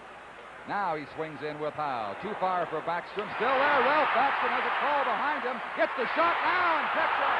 Rebound. Backstrom again off the side of the goal. 3 great scoring chances while Team Canada was short-handed. Gusev on the right side for Petrov inside the Team Canada line. Down for Mikhailov, too far. Pat Stapleton now will try to slow things down in the corner. Lost it. Stapleton again has it with Tremblay. Tremblay helps him out and works it out of there. J.C. Tremblay will now take some time, looping around in his own zone. Back to Pat Stapleton. We have a minute left in the Frank Mahavlich penalty. It is relayed down in behind the Soviet goal. What great scoring opportunities there just a moment ago in front of Tretiak. Mikhailov lost it to Bruce McGregor. He's going into the break. McGregor shoots. Tretiak stops. The rebound is out there. Finally picked up by number 16, Petrov. Wide open end-to-end hockey on this Russian power play attack. Harlamov across. Vasiliev shoots. Blocked by Jerry Cheevers. Good save off to the corner. 25 seconds left now on the penalty. Petrov. Open wing pass for Harlamov. Well, off Bruce McGregor back to center ice. The Soviets look a bit disheartened right now. They haven't got the zing that previous Soviet power plays have shown us on tours of Canada. Mikhailov just leaves the puck right there. They're even changing on the go now. They've given up on this attempt to score as Frank Mahavlich is back on the ice. 8 minutes and change left in the second period. 3-0 Team Canada. It is shot by Henderson down the ice for an icing call. I'm going to borrow a phrase from your football buddy. They split the seam on that power play, and the Canadian team, when they're killing the penalty, just has to slip the player furthest from the puck into the middle because the Russians walking through the middle, and the only good scoring chance they had in that last 2 minutes was when they did just that, put a man through the middle. That's about how Coach Jackson would call it, Howie. Here's the face-off now. Bobby Hull brings it out of the pass to McKenzie. Hopped over his stick. McKenzie shoots it down as the linesman got in the way. Took a tumble there. Pass right in front of the crowd. Oh, again, Tretiak with a super save for the Soviets. Schmier keeping it in. All around that goal. The Soviet defense totally disorganized and knocked off balance. McKenzie cupped number 3 Luchenko as he went by. Johnny McKenzie turned around finally by Kuznetsov, and the Soviets break out to center ice. Kapustin, number 8, on the left wing with Kodev and Maltsev. Stick check by Paul Schmier, and back comes Team Canada. Lacroix with McKenzie, left side Bobby Hull, feeding it across just behind him. And number 29, Kotov, has it for the USSR as Team Canada will change now. Offside on that check inside the line with Lacroix trapped. 7:18 remaining. Bobby Hull with 2 goals the other night, 1 tonight, and 1 assist, has 4 points. He with Lacroix and McKenzie, that line, the top scoring performers in the series with a total of 4 points apiece. The Soviets, Will Harlamov has 2 points. He's the best on the USSR side. 3-0 with 7:18 remaining in the second period at Maple Leaf Gardens. Face-off now for Bernier against Shadrin. Number 5, Lyapkin. Pass hopped over a stick on the far side of the blue line to Ricky Lee. Lee works it down to the Russian zone. Sagankov, veteran of the U.S. or the Olympic and the World Championships for the USSR. Now it's coming up after that great body check to Shadrin. Lebedev has his shot blocked by a sprawling Brad Selwood. Loose beside the goal in front of goal. Number 15, the veteran Alexander Yakashev breaks Cheever's bid for a shutout. Well, it had to come sooner or later. And you get the feeling now, at least I'm getting the feeling, that Canada is trying to make the score 4-0 or 5-0, but they get a lucky bounce here. And again, in front of the net is not covered. We send 3 fellas in behind, and Yakashev, just too good a hockey player not to keep off the score sheet. He's playing with a hip injury and also a suspected shoulder injury. For a while was a doubtful starter. He's come on to be as strong as ever tonight. Yakashev makes it 3-1. Here's a break for Paul Henderson alone. He shoots, and Tretiak robbed him again. 13:09, the time of that goal. Shadrin set it up for the Soviet Union for Yakashev. In the corner, they'll freeze the puck. 6:33 to play in the second period. Don, we can't miss too many like that. For the number of chances we've had, we're not making intelligent plays when we go in and Tretiak. Henderson held him there. All he had to do was bring it to his backhand and put it in, but he shot it right at Tretiak. And I think the last 3 times that we've had good scoring opportunities, we've made Tretiak look good. Now, it's 3-1, and we duck down a little bit or get caught in the change or get a foolish penalty. It's 3-2, and we're right back in the ball game. Fellows have to toughen up or get that 4th goal and get it quick. McGregor shot wide off the draw. Now he gets a second chance. Fed from Tremblay. A relay for Paul Henderson. He could not connect on it. Number 16 is Petrov, moving up for the USSR. Mikhailov on the right side works away from Stapleton, who finally hits the puck with a high stick, and they whistle it down.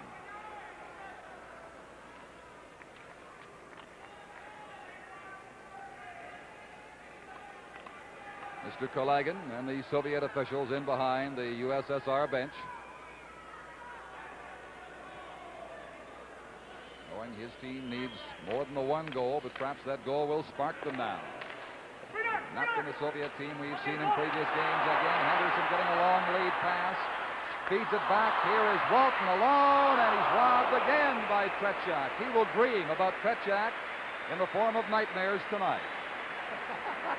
Hey, maybe he is that great. Look at this body check. Isn't that something else? Over the top. Henderson going down. Then Walton getting the chance. Another chance. And Tretiak beat him again. Well, like the other night, this game without Tretiak's great work and perhaps a little erratic shooting, would be a total runaway, Howie. Now here's Harlamov moving it out for the USSR. Gets it out to center ice, gets bumped by Rick Smith. Harlamov gives him Lacroix a return check there, took him down. Bobby Hull, a little bit behind him, now chops it down to Tretiak. Vasiliev, number 6, with it for the Soviet Union. Gusev. Well, he can't control it very well either. And now Bobby Hull will have to wait for Johnny McKenzie to come out. He does. Fires it across the line. Here's Lacroix getting set. Right at Tretiak's stick. Low drive. Did not get a full piece of that puck. Now here's Petrov. Left side. Circling in front for Harlamov. He was covered by Bobby Hull. Vasiliev. Petrov left it there for Paul Schmier. We've got about 5:15 to play in the second period. 3-1 Team Canada. Here's Hull to Lacroix. Shooting. Blocked by Vladislav Tretiak once again. Pass captured by Kapustin. Over on the right side. Now in the middle for Vasiliev. Swings across the Team Canada blue line. Cheever stops it there. Kapustin checking on Schmier. Almost won the puck. Now Bobby Hull has it. Hull against Mikhailov. Sticks go high behind the goal. Play goes right on. Back to the point. They can't trap it. It'll slide down the ice, but will not go far enough to be called for icing. Indication of a delayed penalty against Team Canada here from the referee. We did not catch the infraction, but the Russian goalie is coming out. Kapustin now on the attack to Maltsev. Maltsev bumped by Schmier, carries on in the corner, centers it right at the crease there, and Cheevers hangs on. And the penalty is going to be against Team Canada. Looks like Lacroix coming off. Did you see the infraction, Howie? Oh, I didn't. I'm sitting here shaking my head about that goaltender. You know, it's... Well, Bobby Hull was in some rough stuff back in the corner just about the time the penalty was called, but the penalty goes to number 7, Andre Lacroix. Here he is against Mikhailov. Hello there. I'm Bobby Hull. And how did Lacroix get the penalty? Happened elsewhere. Canada penalty to number 7, Andre Lacroix. 2 minutes for high sticking. High sticking is the time 15:39. At 15:39. Now from the face-off, they work it out across the line. Down went Markow, sandwiched. And Yakushev, the scorer of the only Soviet goal tonight, now swings away from Markow. He got just a piece of him. He's at center ice, at the blue line, being hounded there by Ralph Baxter, who got it away from him, and they shoot it back down the ice to Sagankov.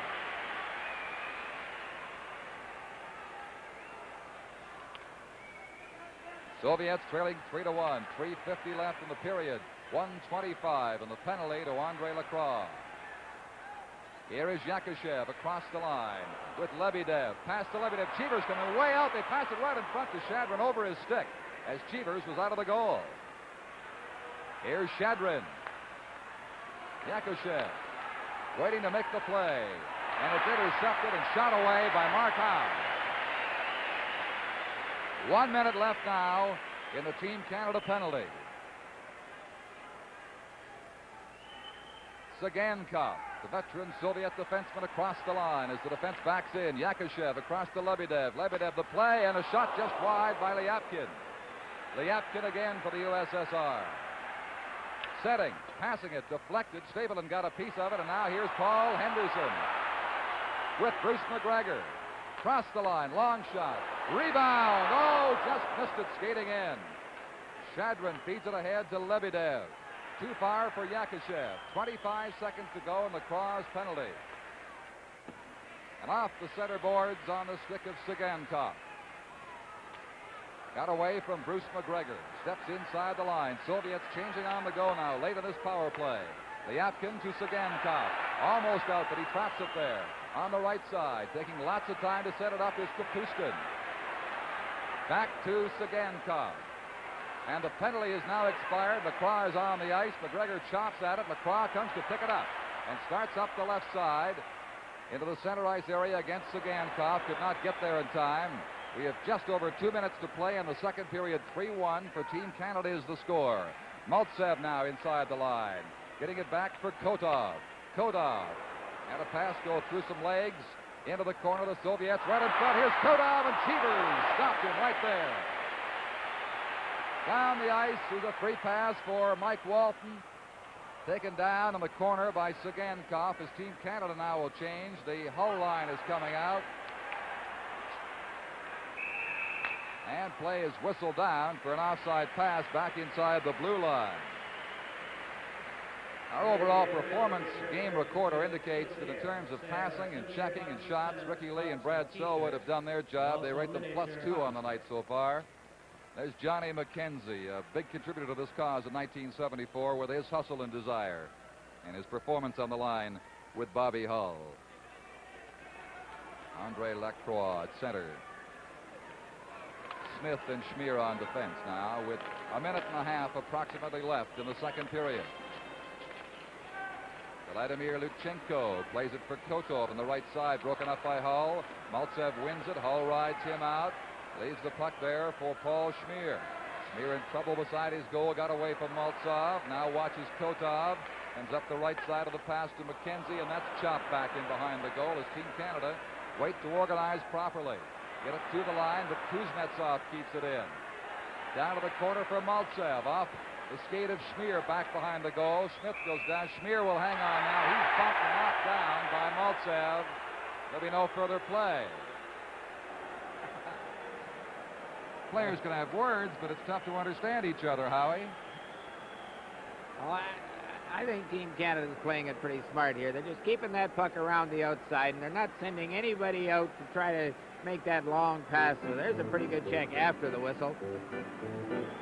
Taking a page out of Canada's book. Well, we've got the Rusty talking to himself. And a line change as the Lacroix McKenzie Hull unit will go to the bench. We have a minute and 1 second to play in the second period. 3-1, Team Canada leads.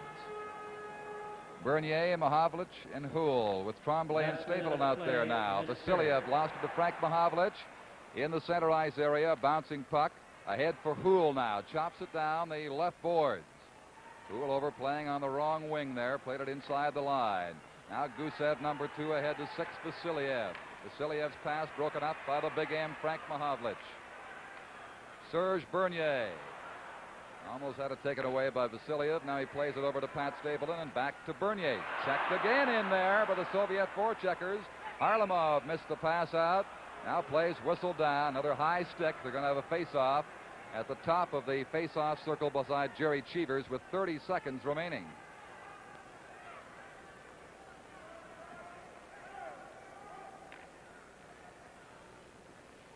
Vladimir Petrov will take the face-off for the USSR. He's got Mikhailov, 13 on his right. Harlamov, 17 on the left.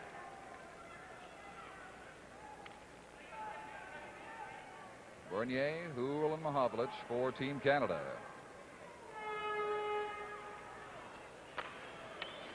Bernier got it out to the blue line, held in there. The relay across, an open pass missed. Here's Houle behind the Team Canada goal now. 20 seconds to play in the period. Tipped by Mahavlich down the ice. Bernier sent in there to cover number 2, Gusev. Houle. Mahavlich overskates it. Soviets bumping at center ice. Harlamov down the left wing now. Could not beat J.C. Tremblay. We have 5 seconds left. Here's a break for Bernier. He can get his balance to get away a shot. He shoots. Tretiak hangs on at the buzzer to end the second period. Another of the many, many scoring chances that Team Canada has failed to cash in on, Howie, in this period. Serge Bernier. Just look at him outfight the Russian for the puck here. And he gets a good shot away if he draws it. This is our problem, that Tretiak is moving out on us, knowing that our options are really cut short. Now watch Tretiak stay at the top of the crease. He knows that his defenseman is going to keep him busy, not going to give him a chance to draw the puck. And look how he goes down and spreads the leg out. Just a great save. One of many made by Tretiak in this game and in this series. With the score, Canada 3 and the Soviets 1. This is Game 2 from Toronto. Most areas of fandom here at Maple Leaf Gardens are strictly biased for Team Canada. Here at the North End, it's no exception. Tell me, what do you think about this game? I think it's fantastic. It's really a lot better than I expected it would be. What did you expect it to be? Well, I didn't know the WHA was as good as it turned out to be. Well, I'll tell you, they got a lot of good hockey players. What do you think? I think they're fantastic, and I think the WHA is going to win 5 games. That's a good. Hey, that's pretty good. 5 games you predict, eh? What'd you think about that penalty shot by Mike Walton? Well, he had the corner picked, but the goalie, Chackley's been robbing everybody blind tonight. So. If you had that shot to make yourself, what would you do with it? I'd probably eat the puck myself. I don't know. You'd probably faint by the time you got to the blue line. What do you think about it all? Fantastic, just great. Have you always been a hockey fan? Yep, ever since my father was referee, yep. He was a referee? And you still like hockey? Oh, brother, I'll tell you. What do you think about this? I think it's exciting action and a lot of hard hitting. Who do you think's going to win, though? Canada, all the way. Do you think we can hang on through this last 20 minutes here? Well, Team Canada's shown they've had great shape in Quebec. I think the goaltending of Jerry Cheever is going to be a very major factor in this series. I tell you, that Tretiak's not a bad goaltender either. Who's going to win a third period? Who's going to win this thing? Canada! That's what I thought. Let's grab the Don Cherry. Don? All right, Tom, you got some happy fans there with a good reason to be, because their team leads 3-1 as we're getting ready now for the commencement of play in the third period here. And here's one of the spectators at Maple Leaf Gardens, Clarence Campbell, the National Hockey League president, a spectator at this game. Of course, Mr. Campbell has long been an advocate of international competition between the pros and the Soviets, the best the Europeans have to offer, and I'm sure he's enjoying it along with the rest of us. Billy Harris, the coach of this team, has to be concerned at the back of his mind about Gordie Howe's availability. As we say, Gordie was taken to hospital for x-rays. The ribs he injured in the first period, and we hope to know later about more precisely the condition of Gordie Howe. Right now, Team Canada has got the third period to play with a 2-goal lead, Howie, and how might they best approach that? Just don't get two fellas caught, that's all. Don't go for goal number 4 or take unnecessary chances till they get goal number 2. And coming out of their own end, again, I've noticed that we're trying to sneak a man out while the Russians are down 2 goals. They've got to send 3 people into forecheck, and when we're going to make that long pass out to the fellow trying to break away to get another goal, if it's not on his stick, if it's in his skates, then the Russians are going to come up with it. We just can't take a chance in our own end. Might add by that sign that not everybody is cheering for just one team here. Soviets have got a few spectators over, but nothing like the estimated 2,500 expected to go to Moscow for the 4 games there from Canada. Shots on goal in the first period, the Soviets outshot Canada 13-10. In the second, Canada outshot the Soviets 16-8.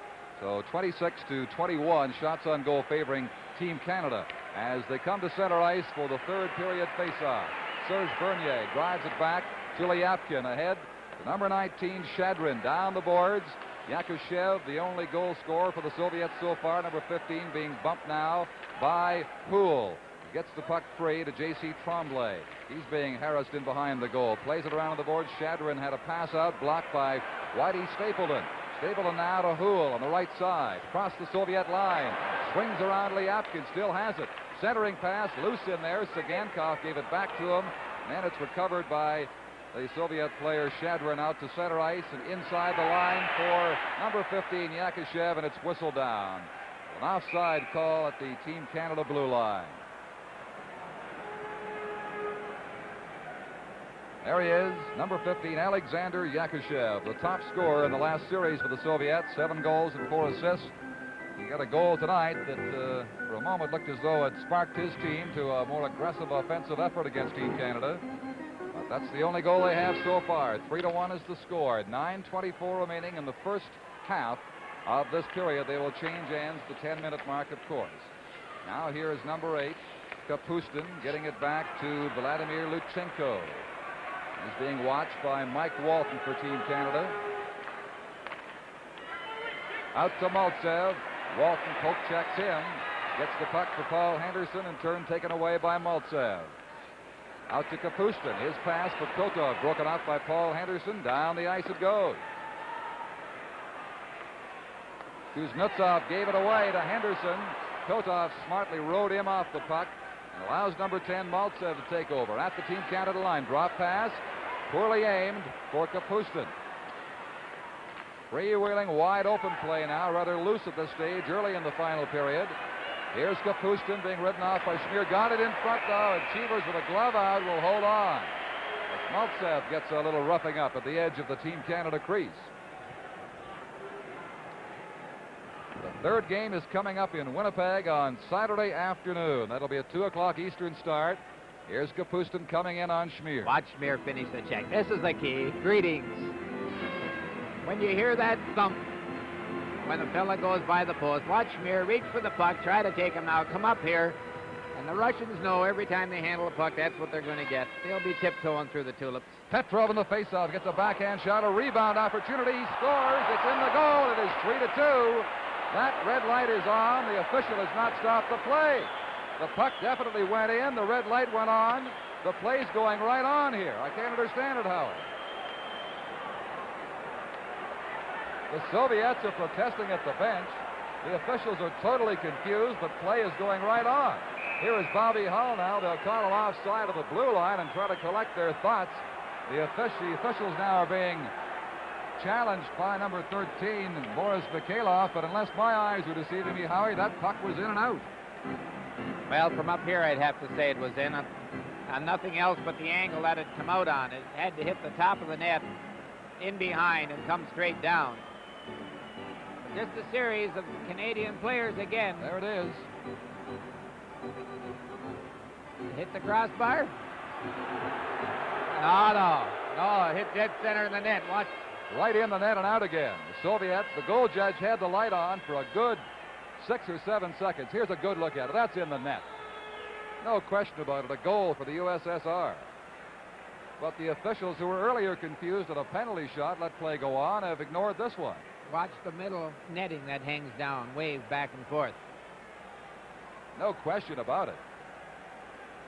But can they, after the fact, allowing play to go on, not stopping it, they call an offside down here to stop play, allow a goal on the evidence of the goal judge now? Apparently it is no goal. They do not have the benefit of our replay, and the score is going to remain 3-1. Well, can you top that one? Kolagan upset, understandably. But there is little he can do about it. All these things happen in the game of hockey. I've seen quite a few go in that were not counted. And I've also seen goals that weren't in that were counted. It's just the rub of the green. Well, that's a big one right there. Soviets persisting in their contention that it was in. Well, it certainly did look like it. There's no doubt about it. It'll be interesting to get Jerry Cheever's observation after the game and the fellas that were on the ice. There's Nikolai Ozerov, the Soviet commentator, and I wonder what he's telling the folks in Moscow right now. Probably what you and I said, that from up here it looked like it was in. His hand gestures tell us there's no doubt the puck was in the goal. There it is. Well inside. Happened so fast, Cheevers himself had no idea it was in. He thought it was a crossbar because came snapping out of there.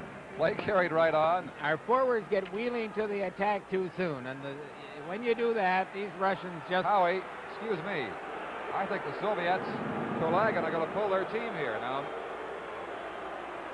Kulagan has called them over. Team Canada is lined up for the face-off.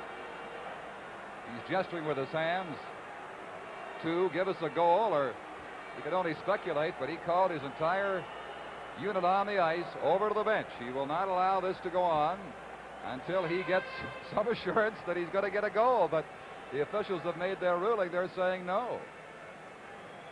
But the way he called them over, I thought maybe he's just going to pack it in right here.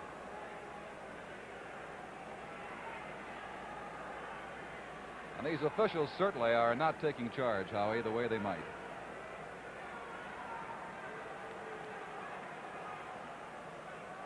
Would be interesting to know just what's going through the Russians' mind.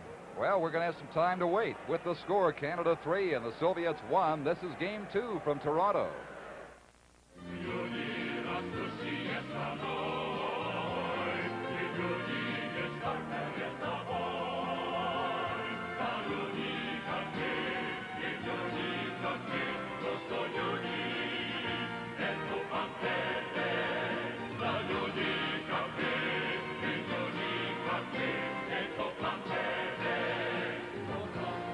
Это банк, где люди составляют разницу. Well, the great debate still goes on here at Maple Leaf Gardens in Toronto. Referee Brown being more than patient with Coach Kolagan.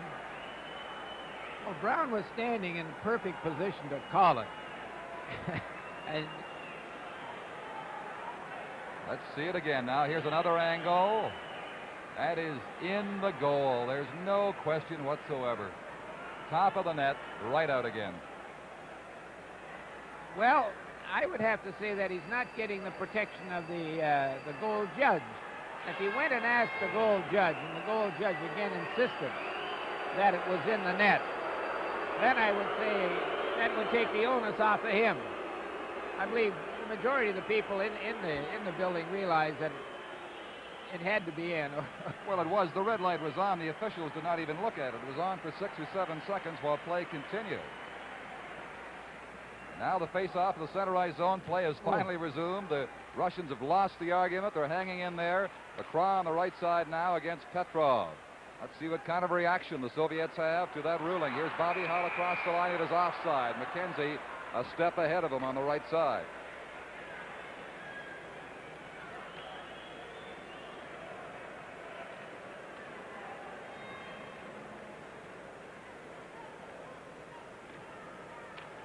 We are informed the goal judge told the referee the goal was not in, yet he put the light on for about 7 seconds. Now, here is a chance beside the Team Canada goal. Mikhailov to Harlamov to an open wing. Moving up on it now is Lee. Ahead to Hull. Long shot. That was offside. Kinsey again getting in just ahead of the play after Bobby Hull's shot. And we have 7:29 and a weird third period. First half of it remaining here at Maple Leaf Gardens. I would think, Don, that across this great country of ours, there's many fine hockey players that have represented us and play in Europe and particularly in Russia, and they've had goals called against them and penalties called against them that really hurt, and I think they're kind of sitting there thinking, well, over the long run, things even up. In the long run, they usually do. That's right. Now here is Houle getting it back to Tremblay. Pavlich fell in his own zone. Bernier tries to play it ahead, does. Gets it inside the line against number 19, Vladimir Shadrin. He recovers. Now in the center ice area, it's Pat Stapleton. Back to his defense partner, J.C. Tremblay, number 3. Stapleton ahead to Frank Mahavlich. Into the center zone for Rezhan Houle. Now Bernier carries on inside the line. Lyapkin gives it to Mahavlich. We're going to have a very late offside called.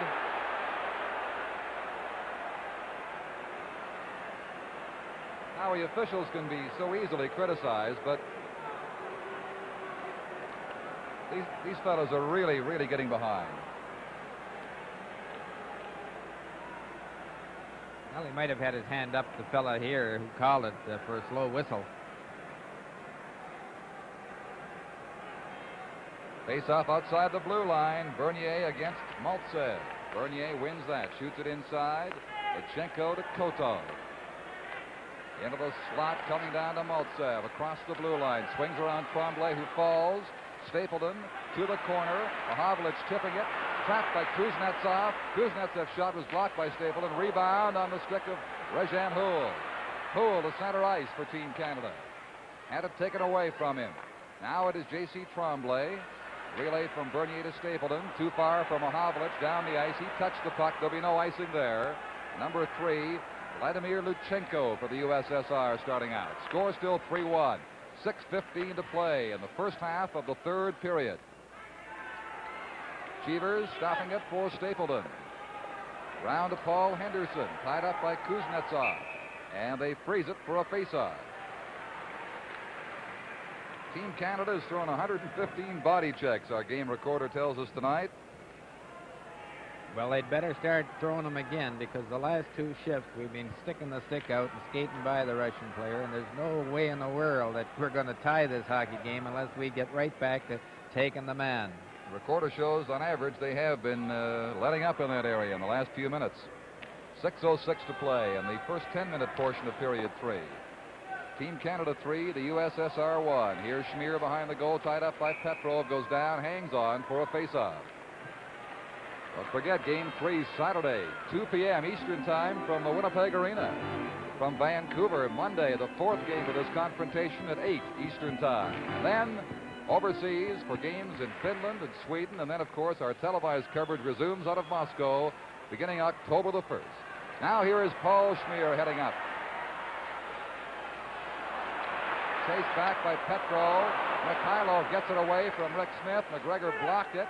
McGregor battling against the boards with Mikhailov, wins it. Out comes number 20, Bruce McGregor, now with the Edmonton Oilers, across the line.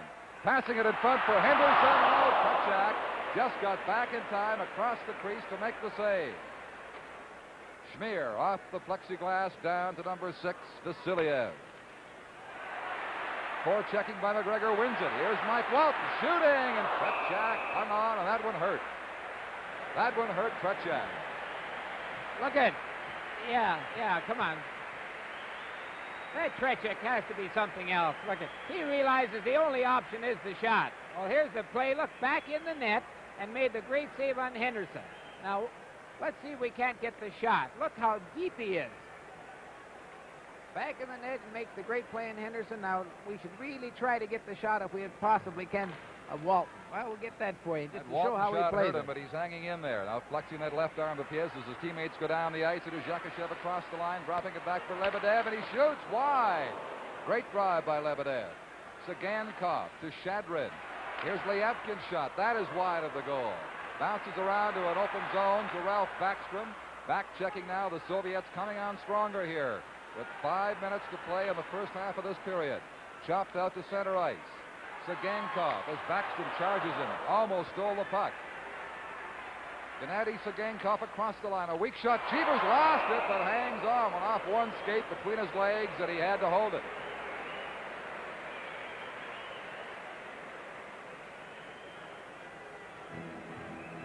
Three to 1, Team Canada leading the USSR. First 3 goals scored by Canada. Backstrom, Lacroix, and Hull. And then it was Yakushev, 13:09 of the second period, with the only Soviet goal that's gone on the board so far tonight. One of 2 that obviously went in. Here's Kuznetsov now, being hounded. Lost the puck to Lacroix. Comes back inside the Soviet zone. A motion by Luchenko. Then he carries it across the ice. But a pass that is broken up by Bobby Hull. Shot deflected by Kuznetsov. Hull gets it back to McKenzie. McKenzie across the first for Lacroix. Could not quite get his stick on it. They spin in the corner, get turned around. Fans calling for a penalty on Kuznetsov. Play going on. Out to center ice. Lacroix chopping it down under pressure from Kuznetsov. Gets it away on the right side. Bobby Hull will wind up inside the line with a shot wide. Off the Soviet net at the back. It's caught on the mesh, and they will have a face-off. As Hull unloaded on Tretiak. The Winnipeg game, even though it will be 2 o'clock Eastern time, of course, is 1 o'clock for you fans out in Winnipeg Central time. Watch Bobby Hull's shot here. It comes straight out, gets on the net. A little interesting confrontation right here. Watch the Russian stop and Johnny McKenzie come in. Went for the short side, but Tretiak had it well covered. Bobby scored on the far side from a few feet further in the first game in Quebec to give this team quite a lift.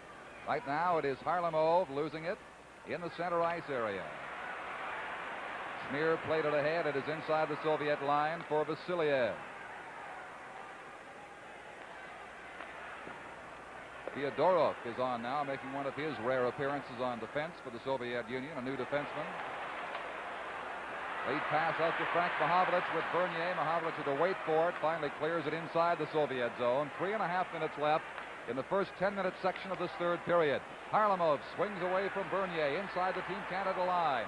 Over for Fyodorov on the left side. Setting, shooting, block, loose in front, shot wide. Fyodorov around in front of the goal. And they drop on it right there. Schmier ahead of Cheevers to hang on.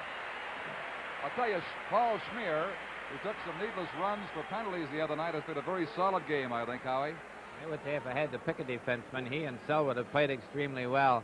I think what you have to watch here is the Canadians, look, we're reaching for the puck, see? Not the man, reaching for the puck.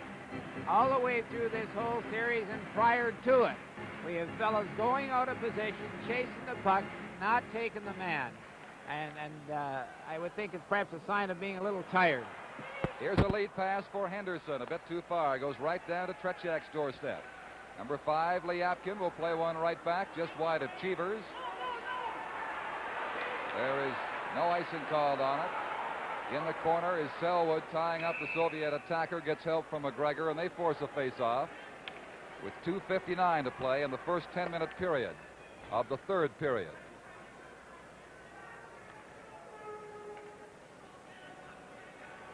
For the first time this evening, that Russian team is starting to look like a hockey club. They appear to be gaining composure as this period wears on. They're 2 goals down.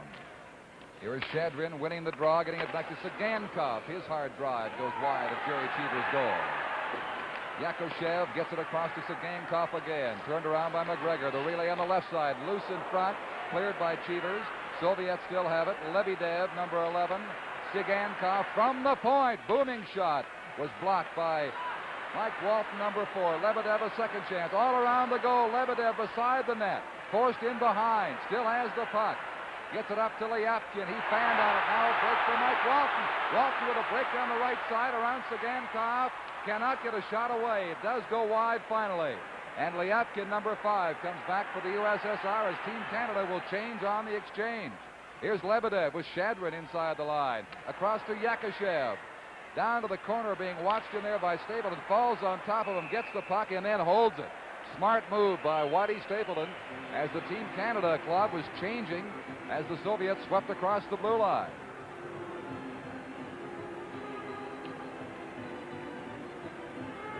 Rick Lay a few moments ago took a Russian player out beside the net the way it should be done. A lot of people were really worried about the caliber of the Team Canada defensemen, but gee whiz, they're playing extremely well. They certainly have surprised everybody, and perhaps there was no need for us to be surprised. Solid veteran professional hockey defenseman. Now Maltsev tries to get it across to Kotov. That's broken up on the right side by McKenzie. Swings inside the Soviet line. McKenzie tries to pass it out to Hull. It's behind Tremblay, heading back to his defense post. He did not see it. Maltsev, number 10, at the Team Canada line. Leaves it there for Kapustin. His shot, booming, goes wide. In behind is Cheevers, out of the goal. Back on the point to Kuznetsov. Took lots of time. Cheevers back in. Here's Kapustin in front for Kotov. A rebound right there. Oh, it swings by as Maltsev could not get a direct shot on goal. Swung him around the goal. Tremblay defending with Stapleton. Now here is number 8, Kapustin, coming out as the Soviets gain momentum. He goes for a tumble. Tremblay gets it out too far for Bobby Hull. The Soviets coming on stronger now with a little over a minute left in the first 10-minute portion of the third period. 3-1 for Team Canada. Here is Kapustin, number 8. He's been strong down the right side. Feeds it across, gets it back, shoots wide. And Cheevers got bumped by a Soviet player sailing through the goal crease, Petrov. Now here's number 21, Bernier for Team Canada. Being checked from behind by Petrov. Finally lost the puck. It's over to Kotov, number 29. Out for Valery Harlamov. Down the right side, swings inside the line, gets around Schmier, drops it in front, right there at the side. Off the side of the goal goes Petrov's shot. Tied up in behind by Rick Smith, by Houle, but the Soviets keep the pressure on. Now, here's a clearing pass for Mahavlich, out to Serge Bernier. Rezhan Houle off his leg, down to the Soviet corner. Fyodorov watches them there. They pile up. Vasiliev moves in. There'll be a face-off as Bernier takes a couple of swats at the Soviet player. I would think Coach Kulganin certainly talked to the Russian players between the second and third period, and I see more evidence now that they're finishing the check and they're taking dead aim on red jerseys. I think that close call on the second goal, which they thought they deserved, has inspired them. It made them more determined. They played better hockey ever since that point, Howie. They still trail by 2 at 3-1 with 14 seconds left until they will change ends for the balance of this third period. 10:14 left in the period. Here is Walton on the draw. Back for Bruce McGregor, and it goes into the crowd. 11 seconds remaining now.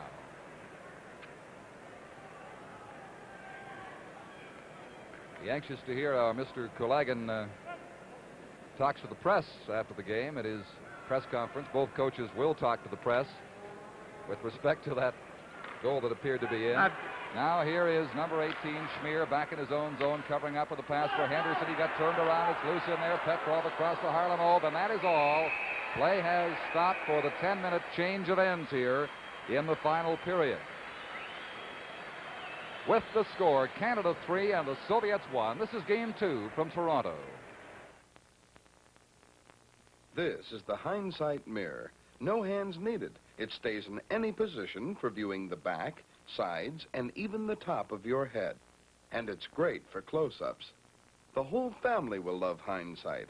Hindsight is always handy, but never in the way. It folds neatly against your wall. You'll love it. Ask for Hindsight. Only $7.77 in decorator colors. $77 in decorator colors. Available at leading department stores. Don Chevrier with Howie Meeker at Maple Leaf Gardens in Toronto. Billy Harris has his team 2 goals up with 10 minutes of the second game of the 74 Soviet-Canada series still to be played. And the Soviets are not out of this one yet.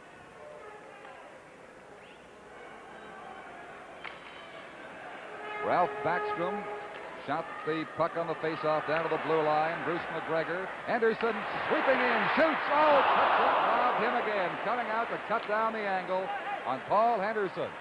Now here is Stapleton right in front. Relay was tipped and blocked by Tretiak. Right off the stick of Bruce McGregor in front of the Soviet goal. Early pressure here from the faceoff by the Canadian team. Alexander Yakushev at the Team Canada line. Had it taken away by Tremblay, kept in by Lyapkin. Down to the corner to Yakushev. With Lebedev in behind, bumped by Pat Stapleton. Now J.C. Tremblay has it. And then has it taken away, tied up by 2 Soviet players. A pass for Yakushev, intercepted smartly and cleared away by Bruce McGregor to center ice. Walton has it drift off his stick, and back out to center ice they come, shooting it into the crowd of the Team Canada bench with 9:06 to play in the hockey game.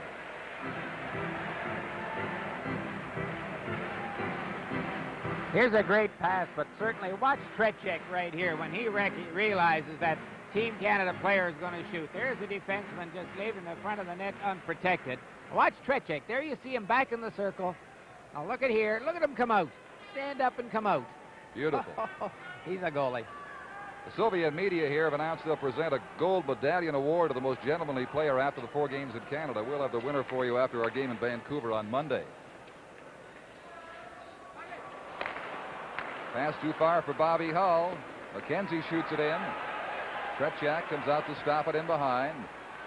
Leaves the puck for Kuznetsov, who gets it up for Kapustin. Relayed down the ice. Icing has been waved off. Cheevers will handle it there and leave it for Paul Schmier, who's had a lot of ice time tonight. He's played exceedingly well, number 18. Schmier of the Cleveland Crusaders. Now Lacroix having trouble against the Soviet defenseman Kuznetsov. Into the boards they go. Bobby Hull on the far side. They'll tie it up.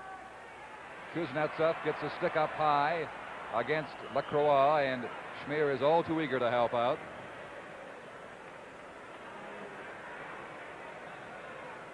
(3-1) for Canada. 8:27 to play in the final period. Very warm here in Maple Leaf Gardens tonight. I understand tickets were being offered for in excess of $100 a pair just before this game. Indicative of the tremendous interest in this 1974 Team Canada Soviet series. Gary Cheevers strong in goal for the Canadian team. As it skipped by his stick in behind the goal. Played ahead now by Bernier out to center ice. Backstrom always hustling, looking for that puck, just missed it. Now a relay is broken up by Bernier. Here's Backstrom sweeping in center ice. He got turned around, kicked it back to Tremblay. Now Stapleton. Now on the left side, here's Markow getting it down to Backstrom in front for Bernier. Oh, shot wide, just wide of the Soviet goal. Markow shoots, and a great save again by Vladislav Tretiak from behind the goal. Backstrom got taken down by Kuznetsov. A clearing pass in front of the goal. Loose for Markow. Still loose. Kuznetsov sweeps it off to one side. Great action again around Tretiak, the Soviet goalie. Bodanov out there now. He has not seen much ice time. Gets a shot directly on Jerry Cheevers. Stapleton drifts it up to center ice. Luchenko intercepts it there and gives the puck away to Stapleton, waiting for Bernier to get onside, and then lost it inside the blue line to Maltsev. 7:15 to play in the game. 3-1 for Canada here at Maple Leaf Gardens. Number 19, Vladimir Shadrin now moves up for the Soviet Union. Bodied partially across along the boards by Mark Howe. Howe and Shadrin tie up again. Howe lost the puck there to Mikhailov. Back on the point, the shot. Vasiliev, rebound from Maltsev. Right in front, the relay. It's still loose, and Cheevers finally holds it. A dangerous Soviet thrust right there.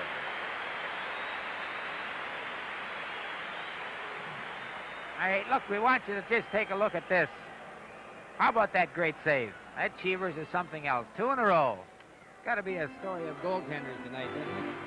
Certainly has. I don't see how you can go any other way in terms of choosing outstanding players. Tretiak, I felt, should have been named the other night as the outstanding Soviet player. We saved the tie for them. That went to Harlamov instead, who got 1 goal. But tonight there should be no doubt, certainly, about Tretiak and possibly Cheevers, too.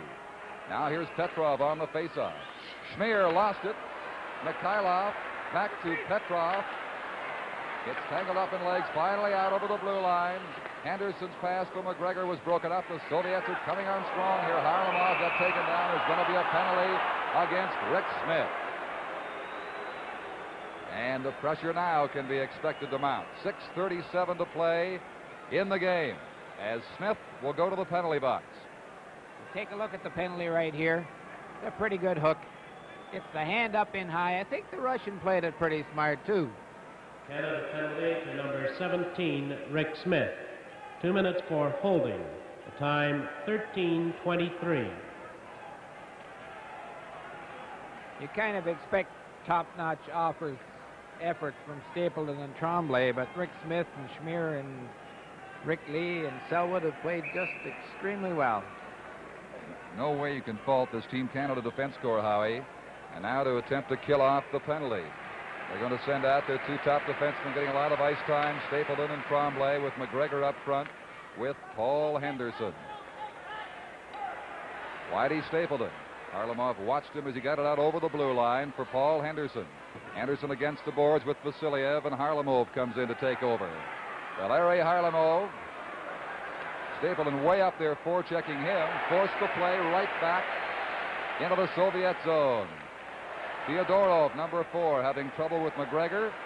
J.C. Tremblay takes over, feeds it across to Stapleton, just away from an on-rushing number 16, Petrov. Here is Mikhailov, 13, inside the line, dropping it back. The shot is wide.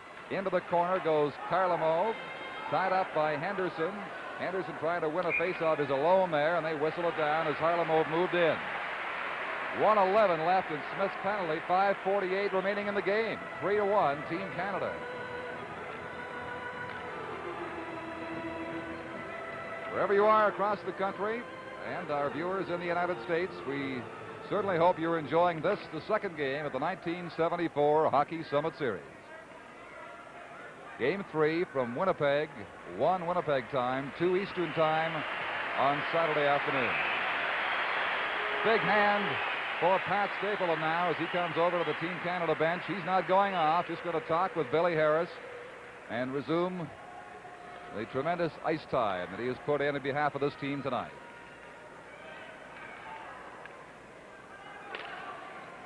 On the face-off, Shadrin had it go across to Tremblay. Now Stapleton breaks out ahead of him, just feeds it down the ice slowly with now a minute left in Rick Smith's penalty. Soviets forming up with Shadrin ahead to Lebedev. Across to Yakushev. Lebedev inside the blue line. Right wing pass for Shadrin. Glove to the corner by Shadrin. That turned around there by Mark Howe. It's shot down the ice. Now 40 seconds remaining in the penalty. Yakushev.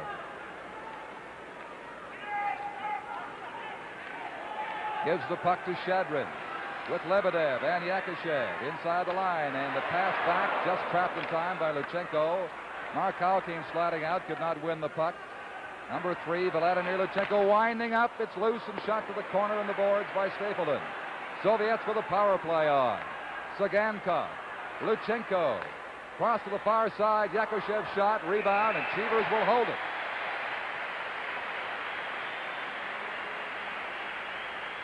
We have 6 seconds left in the Smith penalty and 4:43 in the game. An important face-off coming up here. And of the 81 face-offs tonight, Team Canada is 150. Here's the box, and here's the real good discipline by Team Canada. They just don't come out far enough, quick enough. But that's the fella they try to work open, and see them sneak number 11 in to try to move the Team Canada defenseman out of that corner. Gordie Howe is back from the hospital after his x-rays, and we hope that they certainly proved negative in terms of any damage to the great number 9, and we'll see him in future games in this series. Here's Stapleton golfing it off the boards down the ice. That will kill the penalty. Out of the box comes Rick Smith. Team Canada back at full strength. They now change on the go. They relieve those 2 tired defensemen, Tremblay and Stapleton. Now Bodanoff inside the line. Batted away by Lacroix. Still at the Team Canada line. Shot up to center ice now by Bobby Hull. Left the puck there for Maltsev. Maltsev inside the line, shooting. Blocked by Paul Schmier. In behind the goal, Cheevers will trap it. 4:12 left. Look at that Hull finish the check. I don't think he's a check like this in his career. Every time I look at the Russian face against the board, it's number 16, Bobby Hull, that's taken him in. He's just been tremendous. Well, you think of Bobby Hull as a great scorer, but you see him play in this series, you appreciate what a fine all-round hockey player he really is. He's playing, mind you, with a knee he injured about 10 days ago that is not quite right yet. Now here is Schmier sending it up into the center ice area, having it again at his own blue line, getting it over now to Johnny McKenzie. McKenzie ahead for Hull. It is whistled down. There's going to be a penalty call. Rick Smith, or Lacroix, is calling for a 5-minute major. He's indicating blood to the official. Well, Kuznetsov just two-handed him right across the head. Lacroix took him into the boards, and as Kuznetsov spun off the boards, he just cut him right across the top of the head with a stick. Well, is it 2 or is it 5 minutes for drawing blood? We don't know yet, but the Soviet player is going to go to the penalty box and give Team Canada the manpower advantage now with 3:56 to play in the game. Yes, and just kill the 2 minutes. We don't need another one.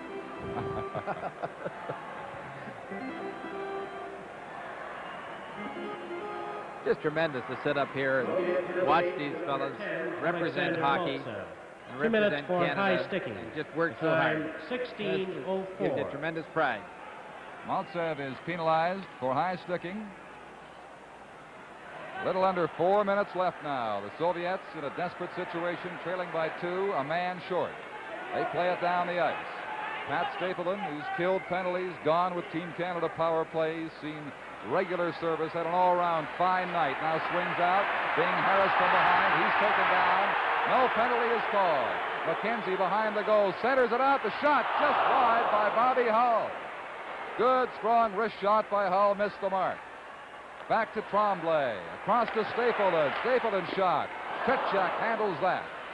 Hull played it across. Lacroix could not relay it. Behind the goal now for Lacroix, number 7. Waiting for his chance. Back to Tremblay. Over to Stapleton. Down to Bobby Hull. Lacroix's in front. But it comes back to Stapleton. Hull again. Waiting. Shooting it across the goal mouth. Back to J.C. Tremblay. His shot deflected. He scores! Off Lacroix and into the goal.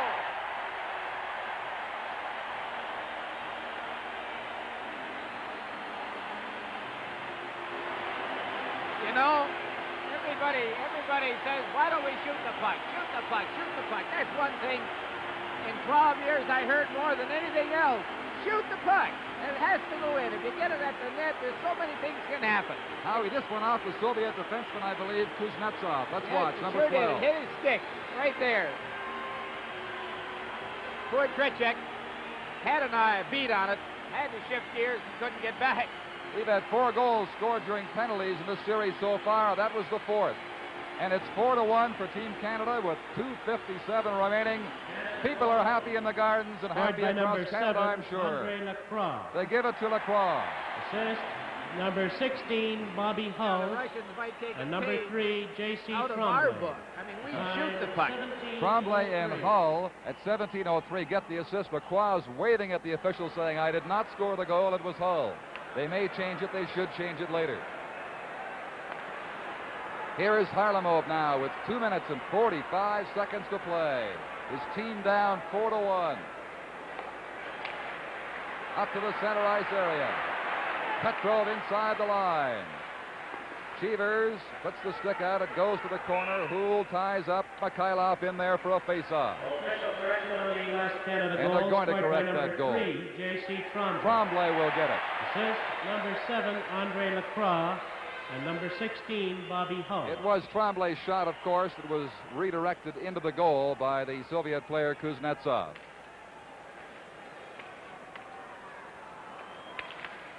Typical of Lacroix, not wanting to take advantage, or the assumption that he might have touched the puck, promptly told the official, no, I did not. It is Tremblay's goal. Now here's Petrov to Mikhailov at 2:15 to play. Into the corner for Serge Bernier, the big center from the Quebec Nordiques. He and Rick Smith in there against Petrov, and there'll be a face-off. 2:09 left now, and there's J.C. Tremblay.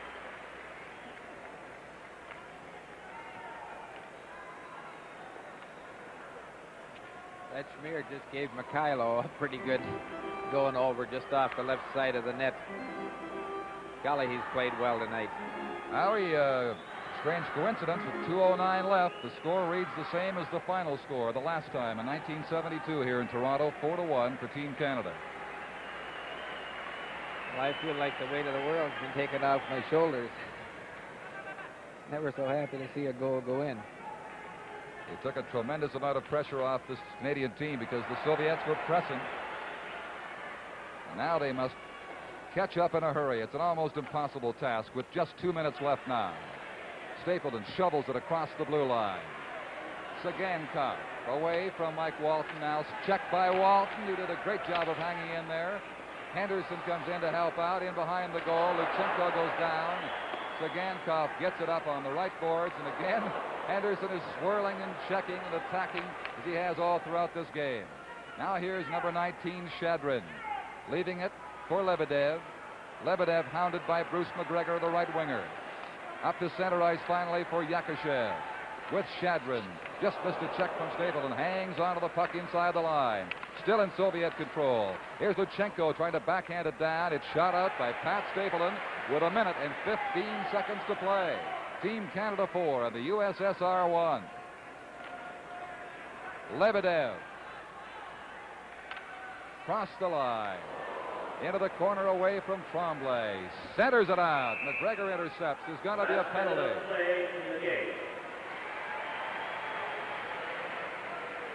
I think the infraction was on Lebedev as he swung around the net and took a bit of a chop from J.C. Tremblay, and it should be a slashing call. I kind of think maybe when Lebedev made the deke out here close to the blue line, J.C.'s stick come up and caught him high in the face. Here he is coming across the line. Now watch his stick. Got him kind of high. High sticky. He brought it up in there. Gave him a chop in the corner later on, too. Yeah. Now here's number 3, Luchenko. For good measure. With only 50 seconds remaining, and Backstrom forward checking tenaciously in there to win a face-off in the Soviet zone. And listen to the applause. You just can't help being a fan of this team, can you, Howie? You sure can't. Class all the way. You know they're dying out there, but look at them dig. Bodanov, number 24, on the left side, gets it across to Anisin. He's been used sparingly in this game. Kuznetsov, center ice as Matsev fell, then recovered. Soviets quite disorganized now. Only 25 seconds to play. This crowd may count them down soon. Here's Backstrom coming back as the Soviet player comes across the line. Kuznetsov, it is offside. The pass to Bodanov, and we have only 18 seconds left.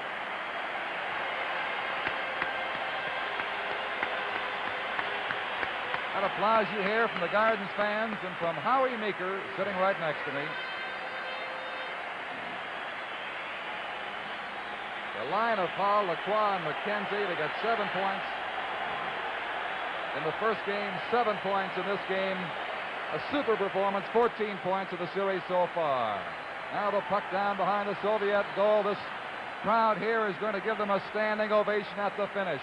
We're down to the final 10 seconds of play now. At center ice, Bobby Hull with the puck, trying to kill this penalty off. 3 seconds left now. Comes out to center ice. They stopped it at 3 seconds for a face-off.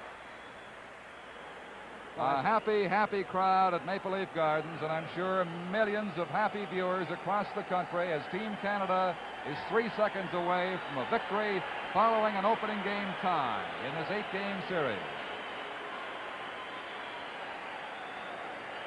2 seconds, 1 second, it's over. Team Canada beats the USSR 4-1 in a great performance here tonight. Hope you've enjoyed it. With the final score, Canada 4 and the Soviets 1.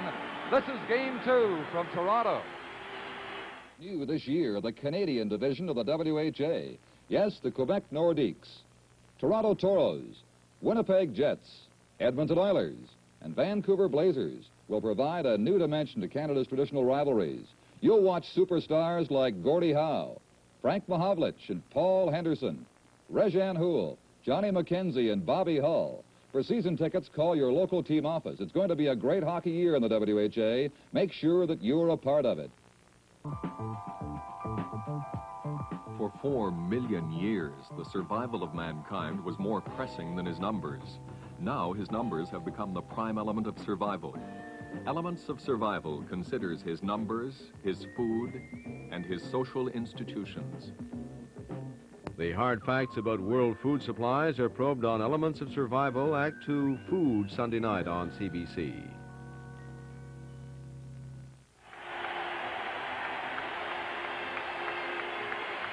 A standing ovation as Team Canada leaves the ice at Maple Leaf Gardens, 4-1 victors over the national team, the Olympic champions, the world amateur champions from the USSR. And in just a moment, we will have the outstanding players as judged by a panel of sports writers and broadcasters.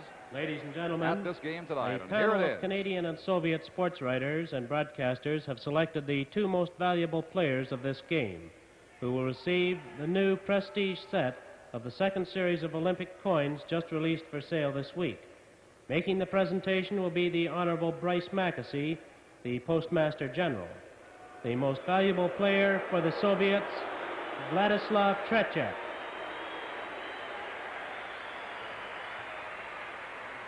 And now the most valuable player for the Canadian team, Jerry Cheevers.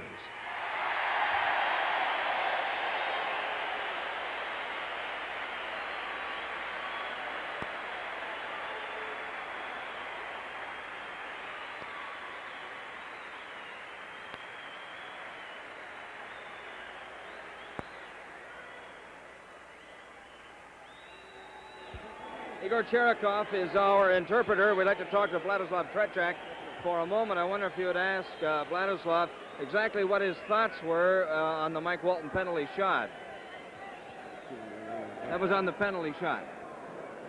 Как штрафной удар выдержал? Как? Он очень примитивно действовал. He said that the shot was made very primitively. Я It was выкатил, a very что primitive он shot. бросил, и никаких у него ложных моментов не было. He didn't try even to sort of make a foul move or something, and he shot straight. That surprised him, did it? Это тебя удивила простота и примитивность. Я думал, что у них будет бить такой более техничный, а это просто как-то. He expected it to be a more complicated shot, but it was sort very of peek it primitive. in That's there, right. yeah. Thank you very much. Congratulations, sir. Right. Jerry Cheevers? Jerry Cheevers, if you keep going like this, there's no way you're going to get a rest.